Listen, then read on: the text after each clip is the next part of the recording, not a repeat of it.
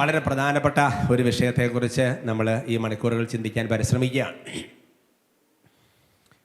ഞാൻ അട്ടപ്പാടി സഹ്യം ധ്യാന കേന്ദ്രത്തിൽ ശുശ്രൂഷ ചെയ്തുകൊണ്ടിരിക്കുമ്പോൾ ഒരിക്കൽ ക്രിസ്ത്യൻ ധ്യാന കേന്ദ്രത്തിലെ സന്തോഷ് ടി ബ്രദർ ഒരിക്കലും അവിടെ വന്നു.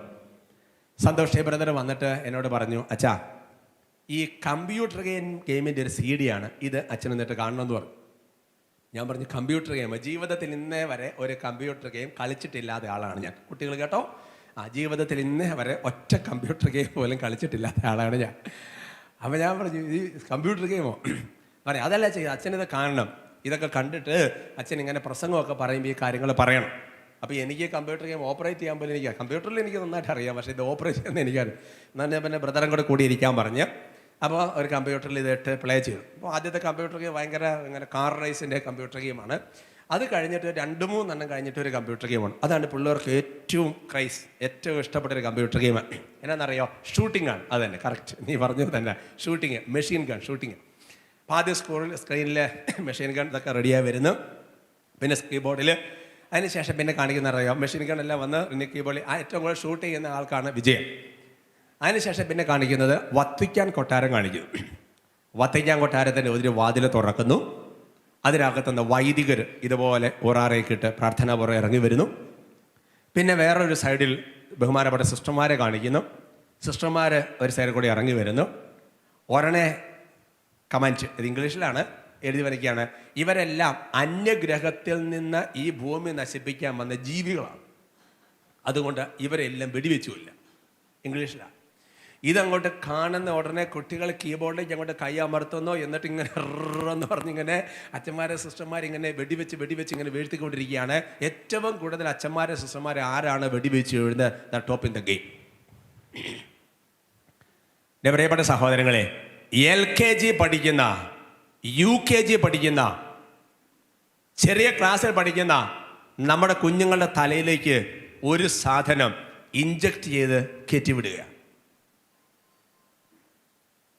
എൻ്റെ പ്രിയപ്പെട്ട സഹോദരങ്ങളെ, ഈ ഒരു കാലഘട്ടത്തിൽ അഭിമന്യ പിതാവ് പറഞ്ഞതിനെ കൂട്ടിച്ചേർത്ത് സഭയെ നശിപ്പിക്കാനുള്ള, വിശ്വാസത്തെ നശിപ്പിക്കാനുള്ള ഒരുപാട് തരത്തിലുള്ള അണിയറ നീക്കങ്ങൾ അകത്തും പുറത്തും നടന്നുകൊണ്ടിരിക്കുന്ന ഒരു കാലഘട്ടത്തിലാണ് നമ്മൾ ജീവിച്ചുകൊണ്ടിരിക്കുന്നത്. പൗരോഹിത്യത്തെ തകർക്കുക, സന്യാസത്തെ തകർക്കുക, കുടുംബങ്ങളെ തകർക്കുക, സഭയെ തകർക്കുക. ഏത് രാജ്യങ്ങൾ, ഏത് സ്ഥലങ്ങളിൽ പോകുമ്പോഴും ഒരേപോലെ ഒരു മൂവ്മെന്റ് വന്നുകൊണ്ടിരിക്കുന്ന ഒരു കാലഘട്ടമാണ്. നിങ്ങൾ അതിനെക്കുറിച്ച് അജ്ഞരല്ല. എൻ്റെ പ്രിയപ്പെട്ട സഹോദരങ്ങളെ, പല വിധത്തിൽ തകർക്കാനുള്ള പരിശ്രമങ്ങൾ നടന്നുകൊണ്ടിരിക്കുകയാണ്. കുടുംബങ്ങളെ തകർന്നാൽ സഭയ്ക്ക് പിന്നെ നിലനിൽപ്പില്ല. കുടുംബങ്ങളെ തകർന്നാൽ പിന്നെ ദൈവവിളി വരികയില്ല. അതുകൊണ്ട് എല്ലാ തലത്തിലും എൻ്റെ പ്രിയപ്പെട്ട സഹോദരങ്ങളെ തകർക്കാനുള്ള പല പരിശ്രമം നടന്നുകൊണ്ടിരിക്കുകയാണ്. ബൈബിളിൽ തന്നെ ഇങ്ങനത്തെ ചില വചനങ്ങളുടെ സൂചനകൾ, വെളിപ്പെടുത്തലുകളുണ്ട്. ജെറമിയ പ്രവചനത്തിൽ അതിൻ്റെ 18-ാമത്തെ അധ്യായത്തിൽ അതിൻ്റെ 18-ാം തിരുവചനം, book of Jeremiah chapter 18 verse 18. അവിടെ ദൈവത്തിൻ്റെ ആത്മാവ് ഒരു കാര്യം വെളിപ്പെടുത്തുകയാണ്. ജെറമിയ 18:18. നമുക്ക് ചേർന്ന് ഒരുമിച്ച് ഉറക്കെ നന്നായിട്ട് അങ്ങ് വായിക്കാം. ചേർന്ന് വായിക്കാം. പറഞ്ഞു, നമുക്ക് ജെറമിയായ്ക്കെതിരെ ഗൂഢാലോചന നടത്താം. എന്തെന്നാൽ പുരോഹിതനിൽ നിന്ന് നിയമോപദേശമോ ജ്ഞാനിയിൽ നിന്ന് ആലോചനയും പ്രവാചകനിൽ നിന്ന് വചനവും നശിച്ചു പോവുകയില്ല.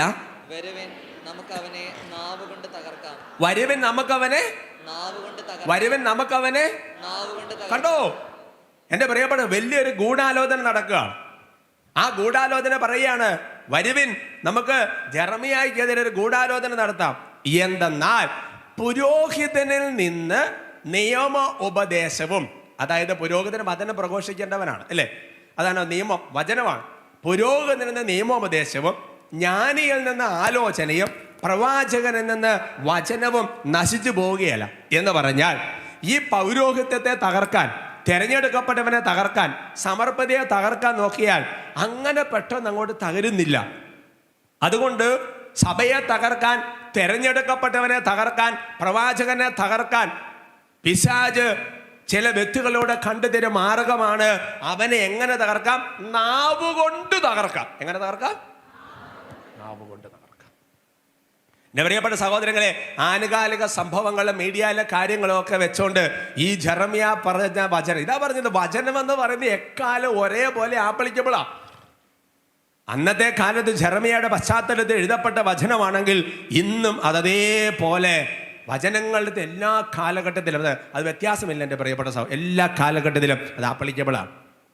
എന്ന് പറഞ്ഞാൽ ഒരുപാട് തരത്തിലുള്ള ചതിക്കുഴികൾ കുഴിച്ചിരിക്കുക.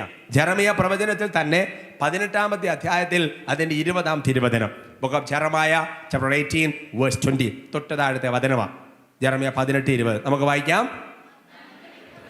തിന്മയോ വേണ്ടി കുഴി നന്മയ്ക്ക് പ്രതിഫലം തിന്മയോ അവർ എൻ്റെ ജീവന് വേണ്ടി കുഴി കുഴിച്ചിരിക്കുന്നു എന്ന് ജെറമ്യ പറയുക.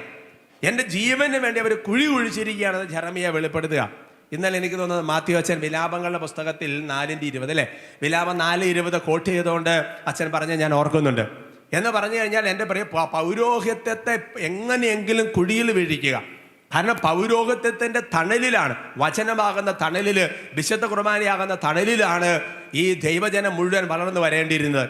അപ്പം അതുകൊണ്ട് ഈ പുരോഹിതനെ തന്നെ, അഥവാ സമർപ്പിതയെ തന്നെ, തിരഞ്ഞെടുക്കപ്പെട്ടവനെ തന്നെ കുഴിയിൽ വീഴിച്ച് വിശ്വാസത്തിൽ നിന്ന് ദൈവജനത്തെ അകറ്റാനുള്ള ഒരുപാട് തരത്തിലുള്ള തന്ത്രങ്ങൾ നടക്കുക. ഇതൊക്കെ നമ്മൾ മനസ്സിലാക്കുമ്പോൾ എൻ്റെ പ്രിയപ്പെട്ട ഉദാഹരണം പറയാം. ഇപ്പോൾ ഒരു ഫുട്ബോൾ കളിയാണെന്ന് വിചാരിക്കാം. ഒരു ഫുട്ബോൾ കളി നടക്കുകയാണെന്നുണ്ടെങ്കിൽ അതിലെ എതിർ ടീം ഈ ടീമിലെ ഏത് കളിക്കാരനെ ആയിരിക്കും ഏറ്റവും കൂടുതൽ ഫോക്കസ് ചെയ്യുക?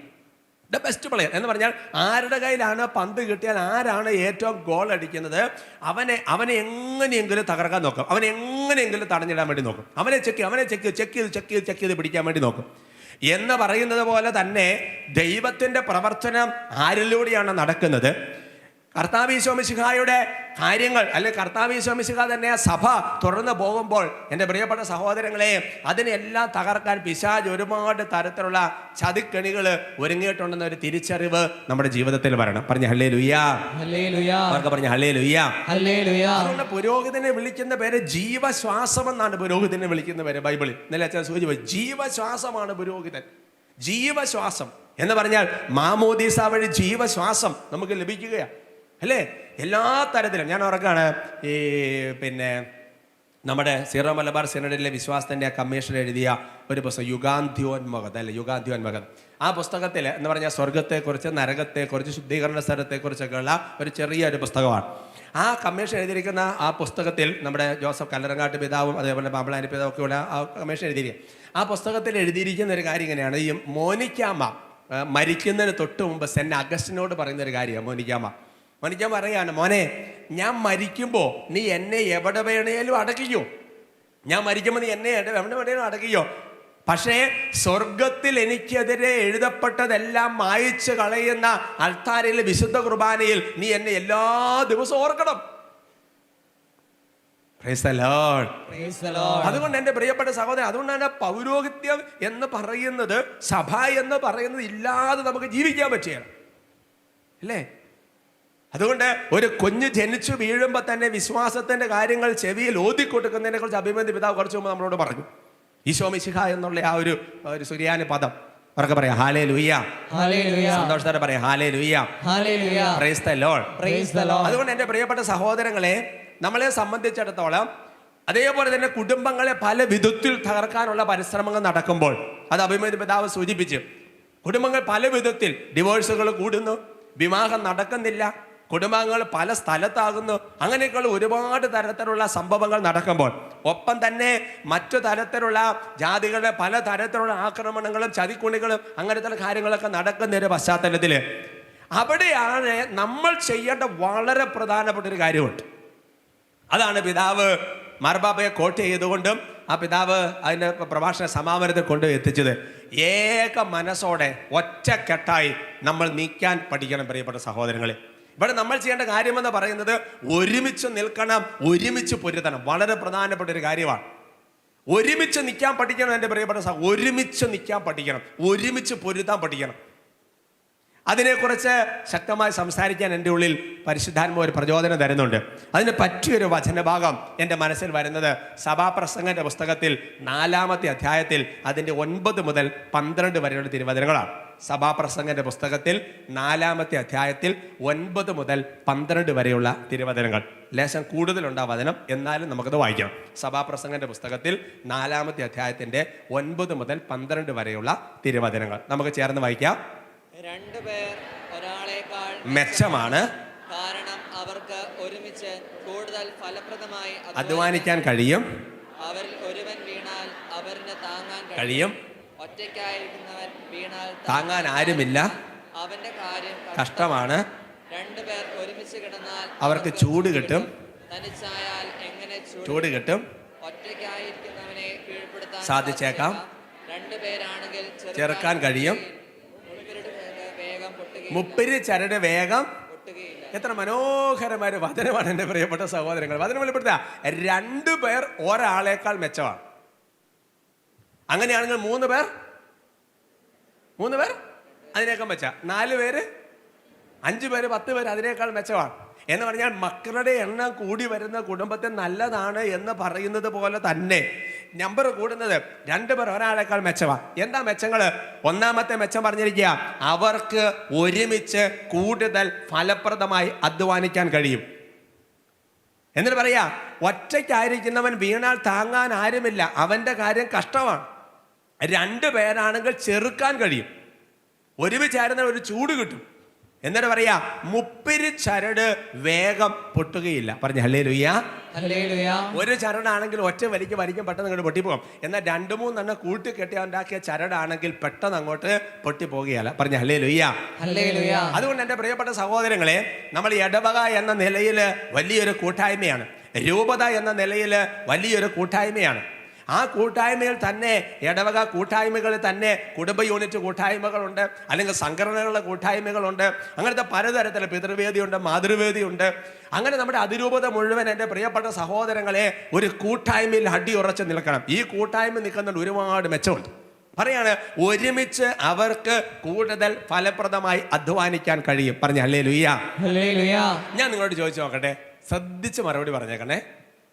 ഒറ്റയ്ക്ക് ചെയ്യാനാണോ ഒരുമിച്ച് ചെയ്യാനാണോ എളുപ്പം?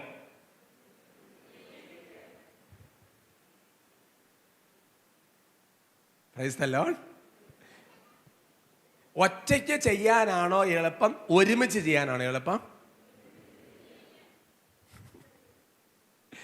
എൻ്റെ പ്രിയപ്പെട്ട സഹോദരങ്ങളെ, ഇപ്പം നമ്മൾ ഒറ്റയ്ക്ക് ഉള്ളെന്നുണ്ടെങ്കിൽ വേറെ ആരെയും കാര്യം ഒന്നും നോക്കേണ്ട ആവശ്യം. നിങ്ങൾ ചിന്തിച്ച് നോക്കിയേ, ഇപ്പം നിങ്ങൾ ഒറ്റയ്ക്ക് ഒരു യാത്ര പോകുന്നതാണോ എളുപ്പം, അതോ ഭർത്താവിനെ പിന്നെ വീട്ടിലുള്ള അപ്പനും അമ്മ സഹോദരങ്ങൾ മക്കള് ഇവരെ എല്ലാം കൂടെ കൂട്ടി യാത്ര പോകുന്നത് ഏത് എളുപ്പം?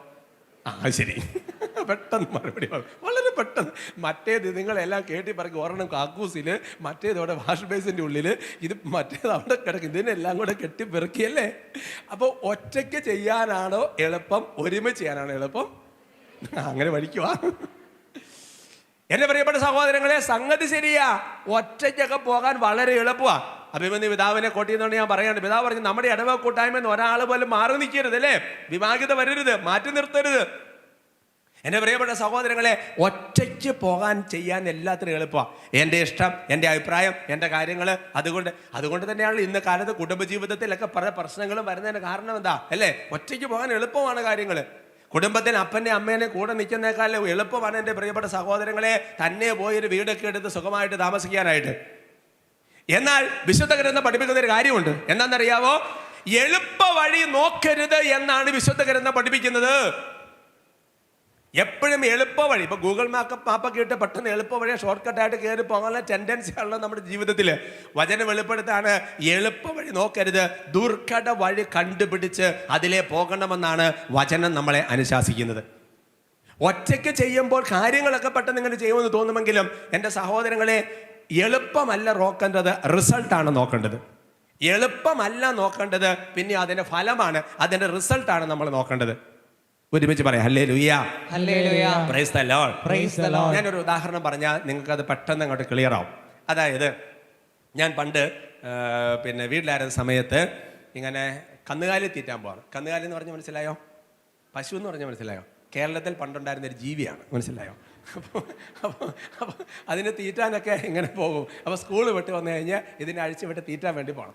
അങ്ങനെ തീറ്റാൻ വേണ്ടി പോകുന്ന സമയത്ത് ഞാനിങ്ങനെ അതിനെ ഒരു കുറ്റിയൊക്കെ അടിച്ച് അവിടെ ഇങ്ങനെ കെട്ടിയിരിക്കുന്ന സമയം, അങ്ങനെ കെട്ടിയിരിക്കുന്ന സമയത്ത് ഞാൻ നോക്കുമ്പോൾ ഞങ്ങളുടെ വീടിൻ്റെ പഴയ ഒരു പെരത്തറയുണ്ട്. വീടിൻ്റെ പഴയ പുതിയ വീട് പണിത് വെച്ചാൽ പഴയ പെരത്തറയാണ്. അവിടെ കുറച്ച് കാപ്പിയുടെ ചെടികൾ വെച്ചാൽ കാപ്പിച്ചെടി. അപ്പോൾ ആ കാപ്പിച്ചെടികൾ ഞാൻ ആ സൈഡിൽ കൊണ്ട് മാങ്ങയൊക്കെ പറിച്ച് തിന്ന് ഇങ്ങനെ സൈഡിൽ കൊണ്ട് നടക്കുന്ന സമയത്ത് ഞാൻ നോക്കുമ്പോൾ അതിലൊരു നീറിൻ്റെ കൂട്, നീറെന്ന് പറഞ്ഞ മനസ്സിലായി, പുളിയൂർ, പല സ്ഥലത്ത് പല ലാംഗ്വേജ് അതിന് പുളിയൂറുമ്പോൾ നീറെന്നൊക്കെ പറഞ്ഞാൽ അതിൻ്റെ ഒരു കൂട് കണ്ട്. ആ കൂട്ടിലുള്ള ഉറുമ്പുകൾ ആ കൂടെല്ലാം അവസാനിപ്പിച്ച് വേറൊരു കൂടുണ്ടാക്കാൻ വേണ്ടി 10-600 ഉറുമ്പുകളെ ഇങ്ങനെ ഒരുമിച്ച് യാത്ര ചെയ്യാം. ഈ ഉറുമ്പുകൾ പോകുമ്പോഴേ നീറ് പോകുമ്പോഴേയും ആദ്യം മുമ്പിൽ ഒരെണ്ണം, പിന്നെ പുറകെ പാല് പിടിച്ച് പുറകെ ഈ കാപ്പി ചിലയുടെ ഇലകളുടെ മുകളിൽ കൂടി ഇങ്ങനെ പോയിക്കൊണ്ടിരിക്കുക. അങ്ങനെ ചെന്ന് ഒരു കാപ്പിച്ചെടിയിലേക്ക് ഉറുമ്പ് കയറിയപ്പോൾ അവർക്കൊരു ചെറിയ പ്രതിസന്ധി ഉണ്ടായി. പ്രതിസന്ധി എന്ന് പറയുന്നത്, ഇപ്പോൾ കാപ്പിയുടെ ഒരു ചെടി ഇവിടെ, അടുത്ത ചെടി ഇവിടെ, അടുത്ത ചെടി ഇവിടെ, പിന്നെ അടുത്ത് ഇങ്ങനെ നിരനിരയായിട്ട് നിൽക്കുകയാണ്. അപ്പോൾ ഒരു നിരയിൽ 2-3 കാപ്പിച്ചെടി എങ്ങനെ നേരത്തെ ഉണങ്ങിപ്പോയതാണ്. അപ്പോൾ എന്താ പ്രശ്നം എന്ന് വെച്ച് കഴിഞ്ഞാൽ ഈ കാപ്പിച്ചെടികളിൽ ഉറുമ്പ് കയറി അതിൻ്റെ ഏറ്റവും അങ്ങേറ്റത്ത് നിൽക്കുമ്പോൾ അടുത്ത നിര കാപ്പിച്ചെടി ഇല്ലാത്തത്, അതിൻ്റെ കണക്ഷൻ ഫ്ലൈറ്റ് ഇല്ലാത്തത് കാരണം മുമ്പോട്ട് പോകാൻ പറ്റാതെ ഈ ഉറുമ്പുകളെല്ലാം ഒരു പ്രതിസന്ധിയിലായിട്ട് ഇങ്ങനെ നിൽക്കുക. അങ്ങനെ അതിപ്പോൾ ഈ കാപ്പിച്ചെടിയുടെ അറ്റത്തെ ഏറ്റവും മൂന്നിക്കുന്നവർ നടന്ന് വന്നപ്പോൾ ഈ കാപ്പിച്ചെടിയാണ്, ഇതിപ്പോൾ ഉറുമ്പ് നിൽക്കുന്ന കാപ്പിച്ചെടിയാണെങ്കിൽ അതിൻ്റെ ഒരേല ഒരു ചികരങ്ങ് നീങ്ങി തൊട്ടപ്പുറത്തെ നിരയില്ല, അതിൻ്റെ അപ്പുറത്തെ നിൽക്കുന്നതിൻ്റെ ഒരു ശേഖരം ഇങ്ങോട്ട് അറ്റത്ത് മുട്ടി നിൽക്കുന്നുണ്ട്. അതിങ്ങനെ ഒരേല മാത്രമേ ഉള്ളൂ, കഷ്ടി ഇങ്ങനെ മുട്ടിയാണ് നിൽക്കുന്നത്. ചിലപ്പോൾ കാറ്റുണ്ടെങ്കിൽ അത് വിട്ടു നിൽക്കും, കാറ്റില്ലെങ്കിൽ മുട്ടി നിൽക്കും. ദൈവാനുഗ്രഹത്തിന് കാറ്റില്ലാത്ത സമയമായിരുന്നു. അങ്ങനെ ഈ ഇല പതുക്കെ ഇങ്ങനെ മുട്ടി നിൽക്കുക. അപ്പോൾ ഈ ആദ്യത്തെ വന്ന ഉറുമ്പുണ്ടല്ലോ, ആദ്യത്തെ വന്ന ഉറുമ്പ് കുറേ നേരം ബാലൻസ് പിടിച്ച് ഈ ഇലയുടെ അറ്റത്ത് പിടിച്ച് ഇങ്ങനെ കുറേ നേരം ഇങ്ങനെ ബാലൻസ് പിടിച്ച് നിന്നു. എന്നിട്ട് ഇല അടുത്തേക്ക് വരുന്നില്ല. കുറച്ച് കഴിഞ്ഞപ്പോഴത്തേക്കും കാറ്റൊന്ന് ഇറങ്ങി ഇല അടുത്തേക്ക് വന്നപ്പോഴത്തേക്കും ഈ ഉറുമ്പ് പതുക്കെ നേരെ എന്ത് ചെയ്തു, അപ്പുറത്തെ ഇല ചാടി. അപ്പുറത്തെ ഇല കടിച്ച് പിടിച്ച് ചാടിയതിന് ശേഷം ആ അപ്പുറത്തെ നിലയിൽ ഇലയിൽ അത് നില ഉറപ്പിച്ചിട്ട് അവിടെ അതിൻ്റെ പിൻകാൽ ഉറപ്പിച്ചിട്ട് അതിൻ്റെ മുൻഭാഗം നേരെ ഇങ്ങോട്ട് നീങ്ങി നിന്നു. ഒരെണ്ണം ഇവിടെ നിന്ന് വന്ന രണ്ടാമത്തെ ഉറുമ്പുണ്ടല്ലോ, അത് ഈ ഇലയിൽ പിൻകാൽ ഉറപ്പിച്ചിട്ട് അതിനെ തല നീട്ടി പിടിച്ചിട്ട് ഈ ഉറുമ്പുകൾ രണ്ടും കൂടെ അങ്ങോട്ടും ഇങ്ങോട്ടും കടിച്ച് കോർത്ത് പിടിച്ച് ഇങ്ങനെ അങ്ങോട്ട് നിന്നു, 2 ഇലകളെ അടുപ്പിച്ചോണ്ട്. ഒരു ഉറുമ്പ് അപ്പുറത്തെ ഇലയിൽ, മറ്റു ഉറുമ്പ് ഇപ്പുറത്തെ ഇല. ഒരെണ്ണം ഞാൻ വിചാരിച്ചു ഇങ്ങനെ ബാക്കി ഉറുമ്പുകളെല്ലാം കൂടെ വരുന്ന പോകുമ്പോഴത്തേക്കും സംഗതി ഒരു 5-6 താഴെ പോകുമല്ലോ. ഇതൊക്കെ കാണാമെന്ന് വിചാരിച്ച് ഞാൻ നോക്കിയിരിക്കുമ്പോൾ ഈ ഉറുമ്പുകൾ പുറകെ വന്ന 10-600 ഉറുമ്പുകളുണ്ടല്ലോ, ഈ ഉറുമ്പുകളുടെ മുകളിൽ കൂടി ഇങ്ങനെ കറങ്ങി കയറി ഇറങ്ങി നേരെ അക്കരെ കടന്നു പോയി. എന്നിട്ട് എല്ലാ ഉറുമ്പുകളും അക്കരെ കടന്നു കഴിഞ്ഞപ്പോൾ ഈ പുറകിൽ നിന്ന് ഉറുമ്പുകൾ അവ തമ്മിലുള്ള കടിച്ചുപിടുത്തം വിട്ടിട്ട് എൻ്റെ സഹോദരങ്ങളെ ആ ഉറുമ്പും കൂട്ടത്തിന് പുറകെ യാത്രയായി. കൂട്ടായ്മയിൽ ഒരുമിച്ചുള്ള അധ്വാനത്തെക്കുറിച്ച് ഉറുമ്പ് മനുഷ്യനെ പഠിപ്പിക്കുന്നതാണ്. എറുമ്പിൻ്റെ പ്രവൃത്തി കണ്ട് നിനക്ക് കുറച്ചുകൂടി വിവേകം വരണം എന്ന് പ്രഭാഷകന്റെ പുസ്തകത്തിൽ വചനം പറഞ്ഞു വെച്ചിട്ടുണ്ട്. എൻ്റെ സഹോദരൻ, ഇപ്പോൾ ചില കാര്യങ്ങളൊക്കെ സംഭവിച്ചു. എന്നാ സംഭവം? ഇപ്പോൾ ഏറ്റവും മുമ്പിൽ നിരന്നിരുന്ന 2 ഉറുമ്പുകൾ ഇപ്പോൾ എവിടെ വന്നു? പറകിലും. എൻ്റെ സഹോദരൻ, നമ്മൾ ഇടവക കൂട്ടായ്മയായിട്ട് ജീവിക്കുമ്പോൾ, അല്ലെങ്കിൽ ഒരു കുടുംബ കൂട്ടായ്മയിൽ നമ്മൾ സംബന്ധിക്കുമ്പോൾ, ചില മീറ്റിങ്ങുകളൊക്കെ സംബന്ധിക്കുമ്പോൾ നമ്മൾ പറയുന്ന ചില അഭിപ്രായങ്ങളൊക്കെ ചിലപ്പോൾ സ്വീകരിച്ചില്ല എന്ന് വരും. നമ്മൾ പറയുന്ന ചില കാര്യങ്ങൾക്ക് നമുക്ക് ഒരു ലെവൽ വന്നില്ല എന്നൊക്കെ വരാം. ചിലപ്പോൾ നമ്മൾ പുറന്തള്ളപ്പെടാം, ചിലപ്പോൾ നമ്മൾ മാറ്റി നിർത്തപ്പെടാം, ചിലപ്പോൾ അതിൻ്റെ പുറകെ പോകേണ്ട സാഹചര്യങ്ങളൊക്കെ നമ്മുടെ ജീവിതത്തിൽ വരാം. എൻ്റെ സഹോദരങ്ങളെ, നമ്മൾ നോക്കേണ്ടത് വ്യക്തിപരമായ ലാഭമല്ല, മറിച്ച് റിസൾട്ടാണ് നമ്മൾ നോക്കേണ്ടത്. പിന്നെ ബാക്കി ഉറുമ്പുകളെല്ലാം വാസ്തവത്തിൽ ഈ ഉറുമ്പുകളുടെ മുകളിൽ കൂടിയാണല്ലോ ചവിട്ടി തേച്ച് അക്കരെ ഞങ്ങോട്ട് കയറി പോകണത്. ഒരു കൂട്ടായ്മയിൽ ഒരുമിച്ച് നിൽക്കുമ്പോൾ കുറച്ച് എളിമപ്പെടാനുള്ള അവസരങ്ങൾ കിട്ടും, കുറച്ച് താഴ്ന്നു കൊടുക്കേണ്ട അവസരങ്ങൾ വരും. ഒരു കുടുംബജീവിതത്തിൽ ചിന്തിച്ച് നോക്ക്. ഒറ്റയ്ക്ക് ജീവിച്ചിരുന്ന കാലഘട്ടത്തിന് ശേഷം ഒരു കുടുംബജീവിതത്തിലേക്ക് വന്നു കഴിയുമ്പോഴത്തേക്കും പല കാര്യങ്ങളും മിണ്ടാതിരിക്കേണ്ടി വരും, പല കാര്യങ്ങളും അഭിപ്രായം മാറ്റി വെക്കേണ്ടി വരും, പല കാര്യങ്ങളും ഇഷ്ടം വേണ്ടാന്ന് വെക്കേണ്ടി വരും. അങ്ങനെ ഉണ്ടെങ്കിൽ ദൈവരാജ്യവും ദൈവത്തിൻ്റെ കൃപയും വളരുകയുള്ളൂ. ഇന്ന് കുഴപ്പം എന്താണെന്നറിയാമോ? ഒരു നാഴിക്കകത്ത് വേറൊരു നാഴി ഇറങ്ങുകയാണ്. അറിയോ? ഈ നാഴി എന്ന് പറഞ്ഞ സാധനം എന്നാന്ന് പറഞ്ഞു തരേണ്ടി വരും അല്ലേ? പോട്ടെ, അപ്പോൾ കാരണം വരുമ്പോൾ പറഞ്ഞു കൊടുത്താൽ മതി. ഒരു നാഴിക്കകത്ത് വേറൊരു നാഴി ഇറങ്ങുക. അവർക്ക് പറയാം ഹല്ലേലൂയ. അതുകൊണ്ട് ഒരുമിച്ച് അധ്വാനിക്കാൻ, ഒരുമിച്ച് കൂടുതൽ ഫലപ്രദമായി അധ്വാനിക്കാൻ കഴിയുമെന്ന് പറയുമ്പോൾ നമ്മുടെ ചില ഇഷ്ടങ്ങളും നമ്മുടെ ചില താല്പര്യങ്ങളും നമ്മുടെ ചില ആഗ്രഹങ്ങളും നമ്മുടെ ചില തരത്തിലുള്ള വെളിപ്പെടുത്തലും ഒക്കെ മാറ്റിവെച്ച് ഒരു കൂട്ടായ്മയോട് ചേർന്ന് നിൽക്കേണ്ടി വരും. ഒറ്റയ്ക്ക് ഒരു പോക്ക് പോകാൻ എളുപ്പമാണ്, പക്ഷേ അത് വലിയ അപകടമാണ് വരുത്തി വയ്ക്കാൻ വേണ്ടി പോകുന്നത്. കാരണം ഇത് പിശാചിനോട് പൊരുതേണ്ട ഒരു കാലഘട്ടത്തിലാണ് നമ്മൾ ജീവിച്ചുകൊണ്ടിരിക്കുന്നത്. അതുകൊണ്ട് ഒറ്റയ്ക്ക് പോകുന്നതിന് എളുപ്പം കീഴ്പ്പെടുത്താൻ സാധിച്ചേക്കാം എന്നാണ് അടുത്ത വചനം വെളിപ്പെടുത്തുന്നത്. ജെറമിയ പ്രവചനത്തിൽ 32-ാമത്തെ അധ്യായത്തിൽ അതിന് 39-ാം തിരുവചനം.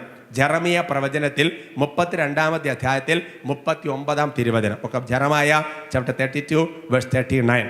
നമുക്ക് ചേർന്ന് ഒരുമിച്ച് നന്നായിട്ട് അങ്ങ് വായിക്കാം. ചേർന്ന് വായിക്കാവോ? അവർക്കും അവരുടെ കാലശേഷം അവരുടെ സന്തതികൾക്കും നന്മ വരുത്തുന്നതിന് അവർ എന്നേക്കും ഭയപ്പെടേണ്ടതിന് ഞാൻ അവർക്ക് ഏക മനസ്സും ഏക മാർഗവും നൽകും. കണ്ടോ, അവർക്കും അവരുടെ കാലശേഷം അവരുടെ സന്തതികൾക്കും നന്മ വരുത്തുന്നതിന്, അവർ എന്നേക്കും എന്നെ ഭയപ്പെടേണ്ടതിന് ഞാൻ അവർക്ക് ഏക മനസ്സും ഏക മാർഗവും തരും. ഉച്ചത്തിൽ ഹല്ലേലൂയ പറയാവോ? ഹല്ലേലൂയ. ഒന്നേറെ പറയാവോ? ഹല്ലേലൂയ. അവർക്കും അവരുടെ കാലശേഷം അവരുടെ സന്തതികൾക്ക് നന്മ വരുത്താൻ വേണ്ടി ഞാൻ നിങ്ങൾക്കൊരു സാധനം തരിക, ഏക മനസ്സ് ഏക മാർഗം. അന്ന് വ്യാഖ്യാനിച്ചെടുക്കാം. അതായത് ഇപ്പോൾ കാരണവന്മാരുടെ ഒരു ശരിക്കും പറഞ്ഞാൽ നിങ്ങൾക്ക് കാരണവന്മാർ, നിങ്ങൾ മാതാക്കന്മാർ ഇവിടെ ഇരിക്കുന്നല്ലോ, നമ്മൾ ഈ കഷ്ടപ്പെടുന്ന ആർക്ക് വേണ്ടിയിട്ടാ? പറ, നമ്മൾ ഈ കഷ്ടപ്പെടുന്ന ആർക്ക് വേണ്ടിയിട്ടാ? നമ്മൾ ഈ ചോര നീരാക്കി നമ്മൾ ഈ കഷ്ടപ്പെടുന്നത്, നമ്മൾ ഈ പണിയെടുക്കുന്നത് ഒക്കെ ആർക്ക് വേണ്ടിയിട്ടാണ്? നമ്മുടെ മക്കൾക്ക് വേണ്ടിയിട്ടാണ്. അതാണ് നമ്മുടെ ആഗ്രഹം. നമ്മുടെ മക്കൾക്ക് വേണ്ടിയിട്ടാണ് നമ്മൾ ഈ കഷ്ടപ്പെടുന്നത്. കൊച്ചുങ്ങളൊന്ന് നല്ല നിലയിലെത്തണം. ഞാൻ ഓർക്കണം, എൻ്റെ ചാച്ചൻ മരിച്ചുപോയി. ചാച്ചന് ഞാൻ സ്കൂളിലൊക്കെ പഠിച്ചിരുന്ന സമയത്ത് എന്നോട് പറയുന്നൊരു കാര്യമുണ്ട്, എൻ്റെ കൊച്ചെ എനിക്കോ പഠിക്കാൻ പറ്റിയില്ല. ബാക്കി പറ. അതന്നെ, എനിക്കോ പഠിക്കാൻ പറ്റിയില്ല, കൊച്ചെങ്കിലും പഠിക്കണം. എനിക്കോ പഠിക്കാൻ പറ്റില്ല, കൊച്ചെങ്കിലും പഠിക്കണം. അപ്പം അതുകൊണ്ട് നമ്മുടെ മക്കള് നല്ല രീതിയിൽ അവർ നല്ല നിലയിലാകാൻ വേണ്ടിയിട്ടാണ് നമ്മുടെ ആഗ്രഹം.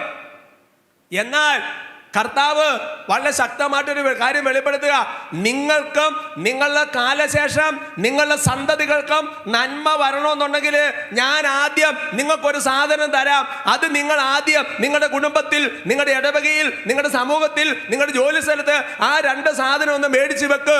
എന്താണത്? ഏക മനസ്സ് ഏക മാർഗം. പറഞ്ഞ ഹല്ലേലൂയാ. ഉണ്ടോ? എന്തൊരു വചനം എൻ്റെ സഹോദരങ്ങളെ. അതുകൊണ്ടൊരു കാര്യം മനസ്സിലാക്കുക, ഏക മനസ്സും ഏക മാർഗവും ഇല്ലാത്ത സ്ഥലത്ത് എൻ്റെ സഹോദരങ്ങളെ തലമുറകൾക്ക് അനുഗ്രഹം വരികയില്ല. ഏക മനസ്സും ഏക മാർഗവും ഇല്ലാത്ത കുടുംബങ്ങളിൽ തലമുറകളിലേക്ക് അനുഗ്രഹം വരികയില്ല.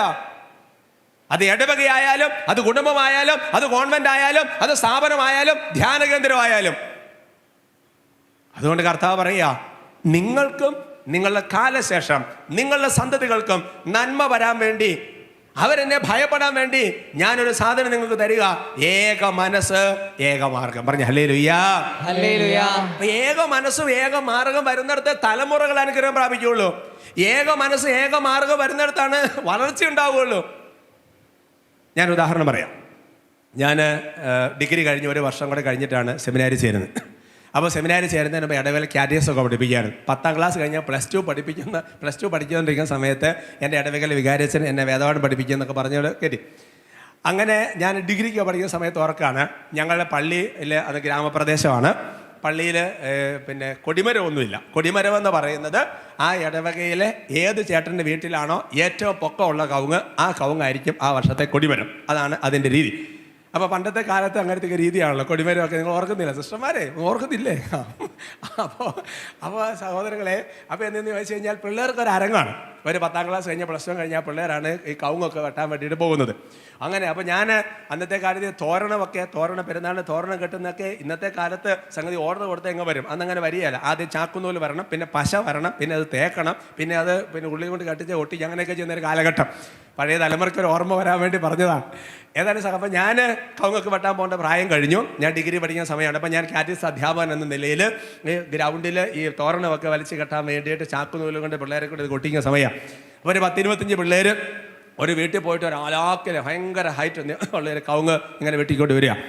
അങ്ങനെ കവുങ്ങ് വെട്ടിക്കൊണ്ട് വരുന്ന അപ്പോൾ 25ഓളം പിള്ളേർ ഒരേ പാങ്കിൽ, ഒരേ തോളയിൽ, വലത് തോളിൽ ഇങ്ങനെ കവുങ്ങ് വെച്ച് ആ കവുങ്ങ് വെച്ചോട് വരിക. അപ്പോൾ പള്ളിയുടെ ഗ്രൗണ്ടിലേക്ക് വന്ന് കയറിയപ്പോൾ ഞാനൊന്ന് കൈ ഉയർത്തി കാണിച്ച് വരെ ഒരു പ്രോത്സാഹനമോ ഒരു ജയ്യൊക്കെ വിളിച്ച് ഇങ്ങനെ കയറി വരിക. അപ്പോൾ ഈ കവുങ്ങുമായിട്ട് ഇവരിങ്ങനെ പള്ളിമുറ്റത്തേക്ക് കയറി വരുമ്പോൾ 10-25 പിള്ളേർ ഒരുമിച്ച് കയറി വരുമ്പോൾ ഞാനൊരു കാര്യം ശ്രദ്ധിച്ചു. എന്നാണെന്നറിയാമോ? ഈ 25 പേരിൽ ഒരുത്തനുണ്ട്, അവൻ്റെ കാല് നിലത്ത് മുട്ടുന്നില്ല, അവന് കവുങ്ങിരിങ്ങ് തൂങ്ങിക്കിടക്കുക.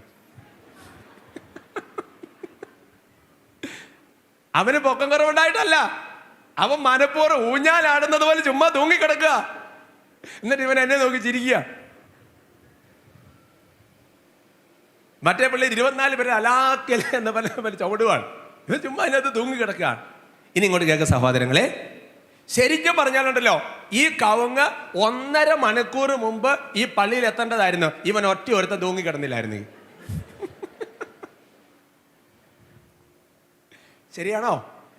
ശരിയാണോ? ആണോ? അങ്ങനെയാണ് എൻ്റെ പ്രിയപ്പെട്ട സഹോദരങ്ങളെ, ഇടവക പള്ളിയിൽ പൊതുയോഗം നടക്കുന്ന സമയത്ത് ഒരാൾ ഇങ്ങനെ തൂങ്ങിക്കിടക്കരുത്.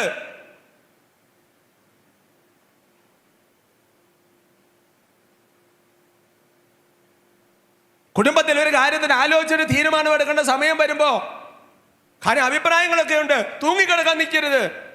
നിങ്ങൾ ചിന്തിച്ചു നോക്ക്, അഭിമന്യ പിതാവ് പറഞ്ഞ ആ മോശയെ കുറിച്ച് തന്നെ പറഞ്ഞു തുടങ്ങാം. മോശയും അഹറോനും അല്ലേ? ബൈബിളിൽ മോശയും അഹറോനും 2 കഥാപാത്രങ്ങളാ.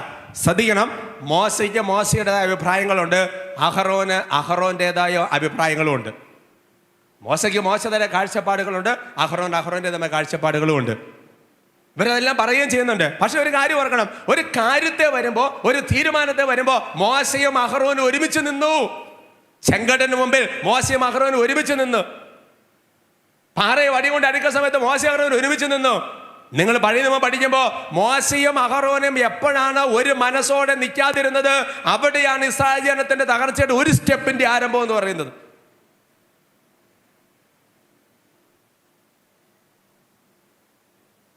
ഇപ്പോൾ ഒരുമിച്ച് നിൽക്കണമെന്നുണ്ടെങ്കിൽ ചിലപ്പോൾ നമ്മളൊന്ന് മാറി നിൽക്കരുത്. ഉദാഹരണം പറയാം, ഇപ്പോൾ ബഹുമാനപ്പെട്ട സേവർക്കാൻ വട്ടാരിച്ചിട്ട് ഇപ്പം ഇങ്ങോട്ട് കയറി വരാമെന്ന് വിചാരിക്കുക.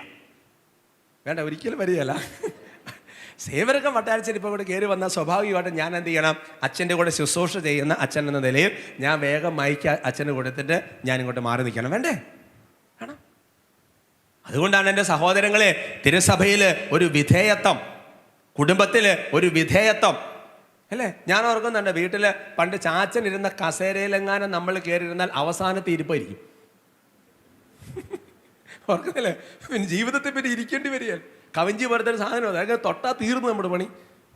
ഇന്ന് പിള്ളേരെ തലയിൽ കയറിയിരിക്കും, അത് വേറെ വിഷയം. അവർക്ക് പറയാം hallelujah, hallelujah, praise the Lord, praise the Lord. അതുകൊണ്ട് എൻ്റെ സഹോദരങ്ങളെ, നിങ്ങൾ ചിന്തിച്ചു നോക്കിയാൽ പിന്നെ ശരിക്കും പറഞ്ഞാൽ ഈ കവുങ്ങിന് സത്യം പറഞ്ഞാൽ ഇത്രയും വെയിറ്റ് ഉണ്ടായിരുന്നോ? ഈ കവുങ്ങിന് ഇത്രയും ഭാരം ഉണ്ടായിരുന്നോ? ഇവന്റെ 25 കിലോ കൂടെ ഇവിടുത്തെ തൂങ്ങി കിടക്കുമല്ലേ എന്ന് പറഞ്ഞാൽ, മനസ്സുകൊണ്ട് ഒരാള് ചേരാതെ നിൽക്കുമ്പോ ബാക്കിയുള്ളവർക്ക് എന്തൊരു ഭാരവാ. കുടുംബത്തില് ഭർത്താവ് മിണ്ടുന്നില്ല, അല്ലെങ്കിൽ ഭാര്യ മിണ്ടുന്നില്ല, അമ്മച്ചി ഗർഭിച്ചിട്ട് ദിവസം കുറച്ചായി, കൊച്ചി യാതൊരു കോണ്ടാക്റ്റും ഇല്ല, ബാക്കിയുള്ളവർക്ക് എന്തൊരു ഭാരവാ എൻ്റെ സഹോദരങ്ങളെ.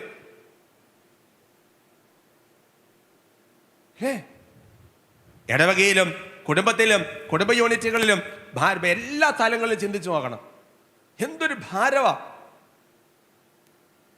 അതുകൊണ്ട് ഞാനൊരു കാര്യം പറയാൻ ആഗ്രഹിക്കുക. അതായത് പിശാച് ഏതെങ്കിലും ഒരു കാര്യത്തെ തകർക്കാൻ ഉദ്ദേശിക്കുന്നുണ്ടെങ്കിൽ 1-ാം പ്രമാണ ലംഘനമോ 6-ാം പ്രമാണ ലംഘനമോ ഒന്നും അല്ല പിശാച് കൊണ്ടുവരുന്നത്. എന്നാന്നറിയോ? ഭിന്നത വധയ്ക്കാൻ വേണ്ടി നോക്കും.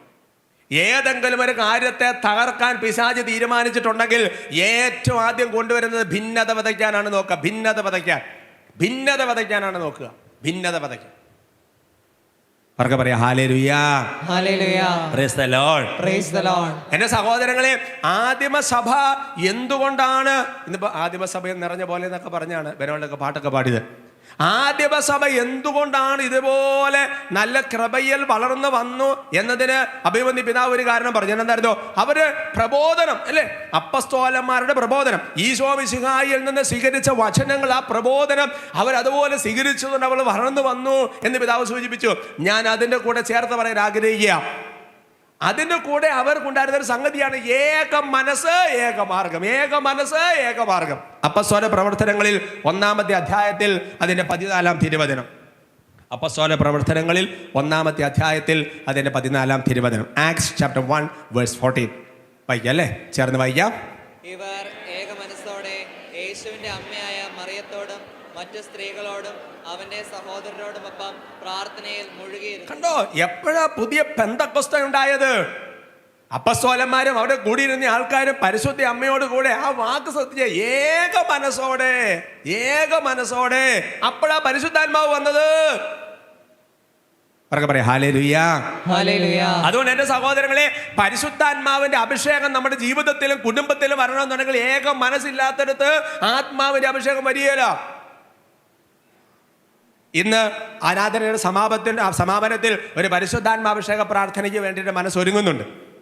അപ്പോൾ പരിശുദ്ധാത്മാവ് എഴുന്നള്ളി വരണമേ എന്ന് പറഞ്ഞാൽ ജ്ഞാനസ്നാനത്തിലൂടെ സ്ഥൈര്യലേപനത്തിലൂടെ നമ്മളിൽ വസിക്കുന്ന പരിശുദ്ധാത്മാവ് ഓരോ പ്രാർത്ഥനാ സമയത്തും ഉജ്ജ്വലിക്കുകയാണ്. So we have to rekindle our anointing എന്ന് പറയുന്നത്. നമ്മുടെ ആത്മാവിന്റെ അഭിഷേകം ഉജ്ജ്വലിക്കുക, അല്ലാതെ പരിശുദ്ധാത്മാവ് പുറത്തുനിന്ന് വരികയല്ല, ഉള്ളിലുള്ള ആത്മാവിന്റെ അഭിഷേകം ഉജ്ജ്വലിക്കുകയാണ് ചെയ്യുന്നത്.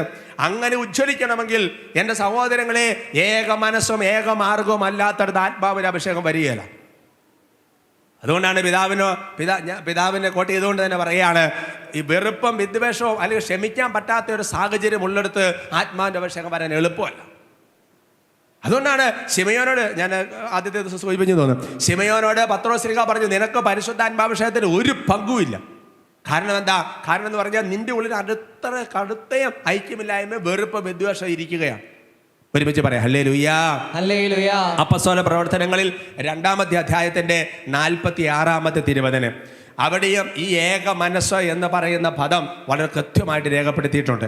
അപ്പസ്തോല പ്രവർത്തനങ്ങളിൽ 2-ാമത്തെ അധ്യായത്തിൽ അതിന്റെ 46-ാമത്തെ തിരുവചനം നമുക്ക് ചേർന്ന് വായിക്കാം. അവർ ഏക മനസ്സോടെ താല്പര്യപൂർവ്വം അനുദിനം ദേവാലയത്തിൽ ഒന്നിച്ചു കൂടുകയും ഭവനം തോറും അപ്പം മുറിക്കുകയും ഹൃദയ ലാളിത്യത്തോടും ആഹ്ലാദത്തോടും കൂടെ ഭക്ഷണത്തിൽ പങ്കുചേരുകയും. അപ്പൊ അവർ ഏക മനസ്സോടെ ദേവാലയത്തിൽ ഒരുമിച്ച് കൂടുകയും പിന്നെ ഭവനം തോറും അപ്പം മുറിക്കൽ. അതിൻ്റെതായ വ്യാഖ്യാനങ്ങളും അർത്ഥങ്ങളും ഉണ്ട്, ഞാൻ അതിലേക്ക് കടക്കുന്നില്ല. ഞാൻ ഒറ്റ കാര്യം പറയും, ഏക മനസ്സ്. എൻ്റെ സഹോദരങ്ങൾ, അതുകൊണ്ട് ഒരു കാര്യം ഞാൻ നിങ്ങളോട് കൃത്യമായിട്ട് പറയാൻ ആഗ്രഹിക്കുക. നമ്മുടെ മക്കൾ എങ്ങനെയെങ്കിലും ഒന്ന് നന്നായിട്ട് വരാനായിട്ടാണ് നമ്മൾ ആഗ്രഹിക്കുന്നതെങ്കിൽ എൻ്റെ പ്രിയപ്പെട്ട അപ്പച്ച, അമ്മച്ചി, എൻ്റെ പ്രിയപ്പെട്ട സഹോദരങ്ങളെ, നമുക്ക് ഏക മനസ്സും ഏക മാർഗവും അല്ലെങ്കിൽ എങ്ങനെ നമ്മുടെ മക്കൾ അനുഗ്രഹം പ്രാപിക്കും? അതുകൊണ്ട് പൗലോസ് ശ്ലീഹ ശക്തമായിട്ട് വെളിപ്പെടുന്ന ഒരു കാര്യമുണ്ട്. കർത്താവ് ഈശോ മിശിഹായിൽ നിന്ന് എന്തെങ്കിലും നിങ്ങൾ പ്രതീക്ഷിക്കുന്നുണ്ടെങ്കിൽ, അത് നമ്മൾ ഈ വചനങ്ങൾ എന്ന് പറയുന്നത് ഇതെല്ലാം ഭയങ്കരമായിട്ട് ലക്ഷണറി എന്ന് പറയുന്നത് എന്താ? പഴയ നിയമത്തിലെ വചനം, പുതിയ നിയമത്തിലെ വചനവും സുവിശേഷത്തിലെ വചനവും ലേഖനത്തിലെ വചനം തമ്മിൽ വലിയ ബന്ധം കിടക്കുന്നുണ്ട്. എല്ലാ വചനം തമ്മിൽ അടിയിലൊരു ബന്ധം കിടക്കുന്നുണ്ട്. അതുകൊണ്ട് പറയാം, അപ്പോൾ പഴയ നിയമത്തിൽ ജെറമിയ പറഞ്ഞതുപോലെ പൗലോസ് പറയാ, എന്തെങ്കിലും ഒരു ആശ്വാസമോ പ്രതീക്ഷ, എന്തെങ്കിലും നിങ്ങൾക്കൊരു ഉണ്ടെങ്കിൽ ഏക മനസ്സും ഏക മാർഗവും ഇല്ലെങ്കിൽ വെറുതെയാണെന്ന് പൗലോസ് പറയാം. ഫിലിപ്പി ലേഖനത്തിൽ 2-ാമത്തെ അധ്യായത്തിന്റെ 1-2 തിരുവചനങ്ങൾ. ഫിലിപ്പി ലേഖനത്തിൽ 2-ാമത്തെ അധ്യായത്തിൽ 1-2 തിരുവചനങ്ങൾ. ഫിലിപ്പി 2:1-2 നമുക്ക് വായിക്കാം, നല്ല ഉച്ചത്തിൽ വായിക്കാം. നിങ്ങൾ എന്തായാലും നല്ല ഉറങ്ങാതെ ഉണർവോടെ ഇരിക്കുന്ന എനിക്ക് വല്ല സന്തോഷമാണ് കേട്ടോ. നമുക്ക് വായിക്കാം, ചേർന്ന് വായിക്കാം. ആകയാൽ ക്രിസ്തുവിൽ എന്തെങ്കിലും ആശ്വാസമോ സ്നേഹത്തിൽ നിന്നുള്ള സാന്ത്വനമോ ആത്മാവിലുള്ള കൂട്ടായ്മയോ എന്തെങ്കിലും കാരുണ്യമോ അനുകമ്പയോ ഉണ്ടെങ്കിൽ നിങ്ങൾ ഒരേ കാര്യങ്ങൾ ചിന്തിച്ചുകൊണ്ട് ഒരേ സ്നേഹത്തിൽ വർത്തിച്ച് ഒരേ ആത്മാവും ഒരേ അഭിപ്രായവും ഉള്ളവരായി എന്റെ സന്തോഷം പൂർണ്ണമാക്കും. കണ്ടോ, എന്തെങ്കിലും ഒരു സംഗതി വേണമെന്നുണ്ടെങ്കിൽ ഈ ഒരേ മാർഗം, ഒരേ മനസ്സ്, ഏക മാർഗം വരണമെന്ന് പറയാം. അതുകൊണ്ട് തന്നെയാണ് ഈശോ മിശിഹാ പറഞ്ഞ വചനം നമ്മൾ ഓർക്കണം, ഭൂമിയിൽ 2 പേർ യോജിച്ച് ചോദിക്കുന്ന കാര്യങ്ങളാണ് സാധിച്ചു തരുന്നത്. അപ്പൊ നമ്മൾ ചിന്തിച്ച് നോക്കിയാൽ, നമ്മൾ കുടുംബത്തിൽ യാതൊരു യോജിപ്പുമില്ല, കമ്മ്യൂണിറ്റിയിൽ യാതൊരു യോജിപ്പുമില്ല, അല്ലെങ്കിൽ ഇടവക യാതൊരു യോജിപ്പുമില്ല, നമ്മളൊരു ഒറ്റപ്പോക്ക് പോകുകയാണ്. അങ്ങനെ ശേഷം നമ്മൾ പ്രാർത്ഥിച്ചാൽ എങ്ങനെയാണ് ദൈവസന്നിധിയിൽ പ്രാർത്ഥന സ്വീകാര്യമാകുന്നത്? അവർക്ക് പറയാം ഹല്ലേലൂയ. അതുകൊണ്ട് എൻ്റെ സഹോദരങ്ങളിൽ, നമ്മുടെ ജീവിതത്തിൽ അനേകം പ്രാർത്ഥനകൾക്ക് ഉത്തരമില്ലാത്തതിൻ്റെ ഒരു കാരണവും ഈ യോജിപ്പില്ലാത്തത് കൊണ്ടാണ്.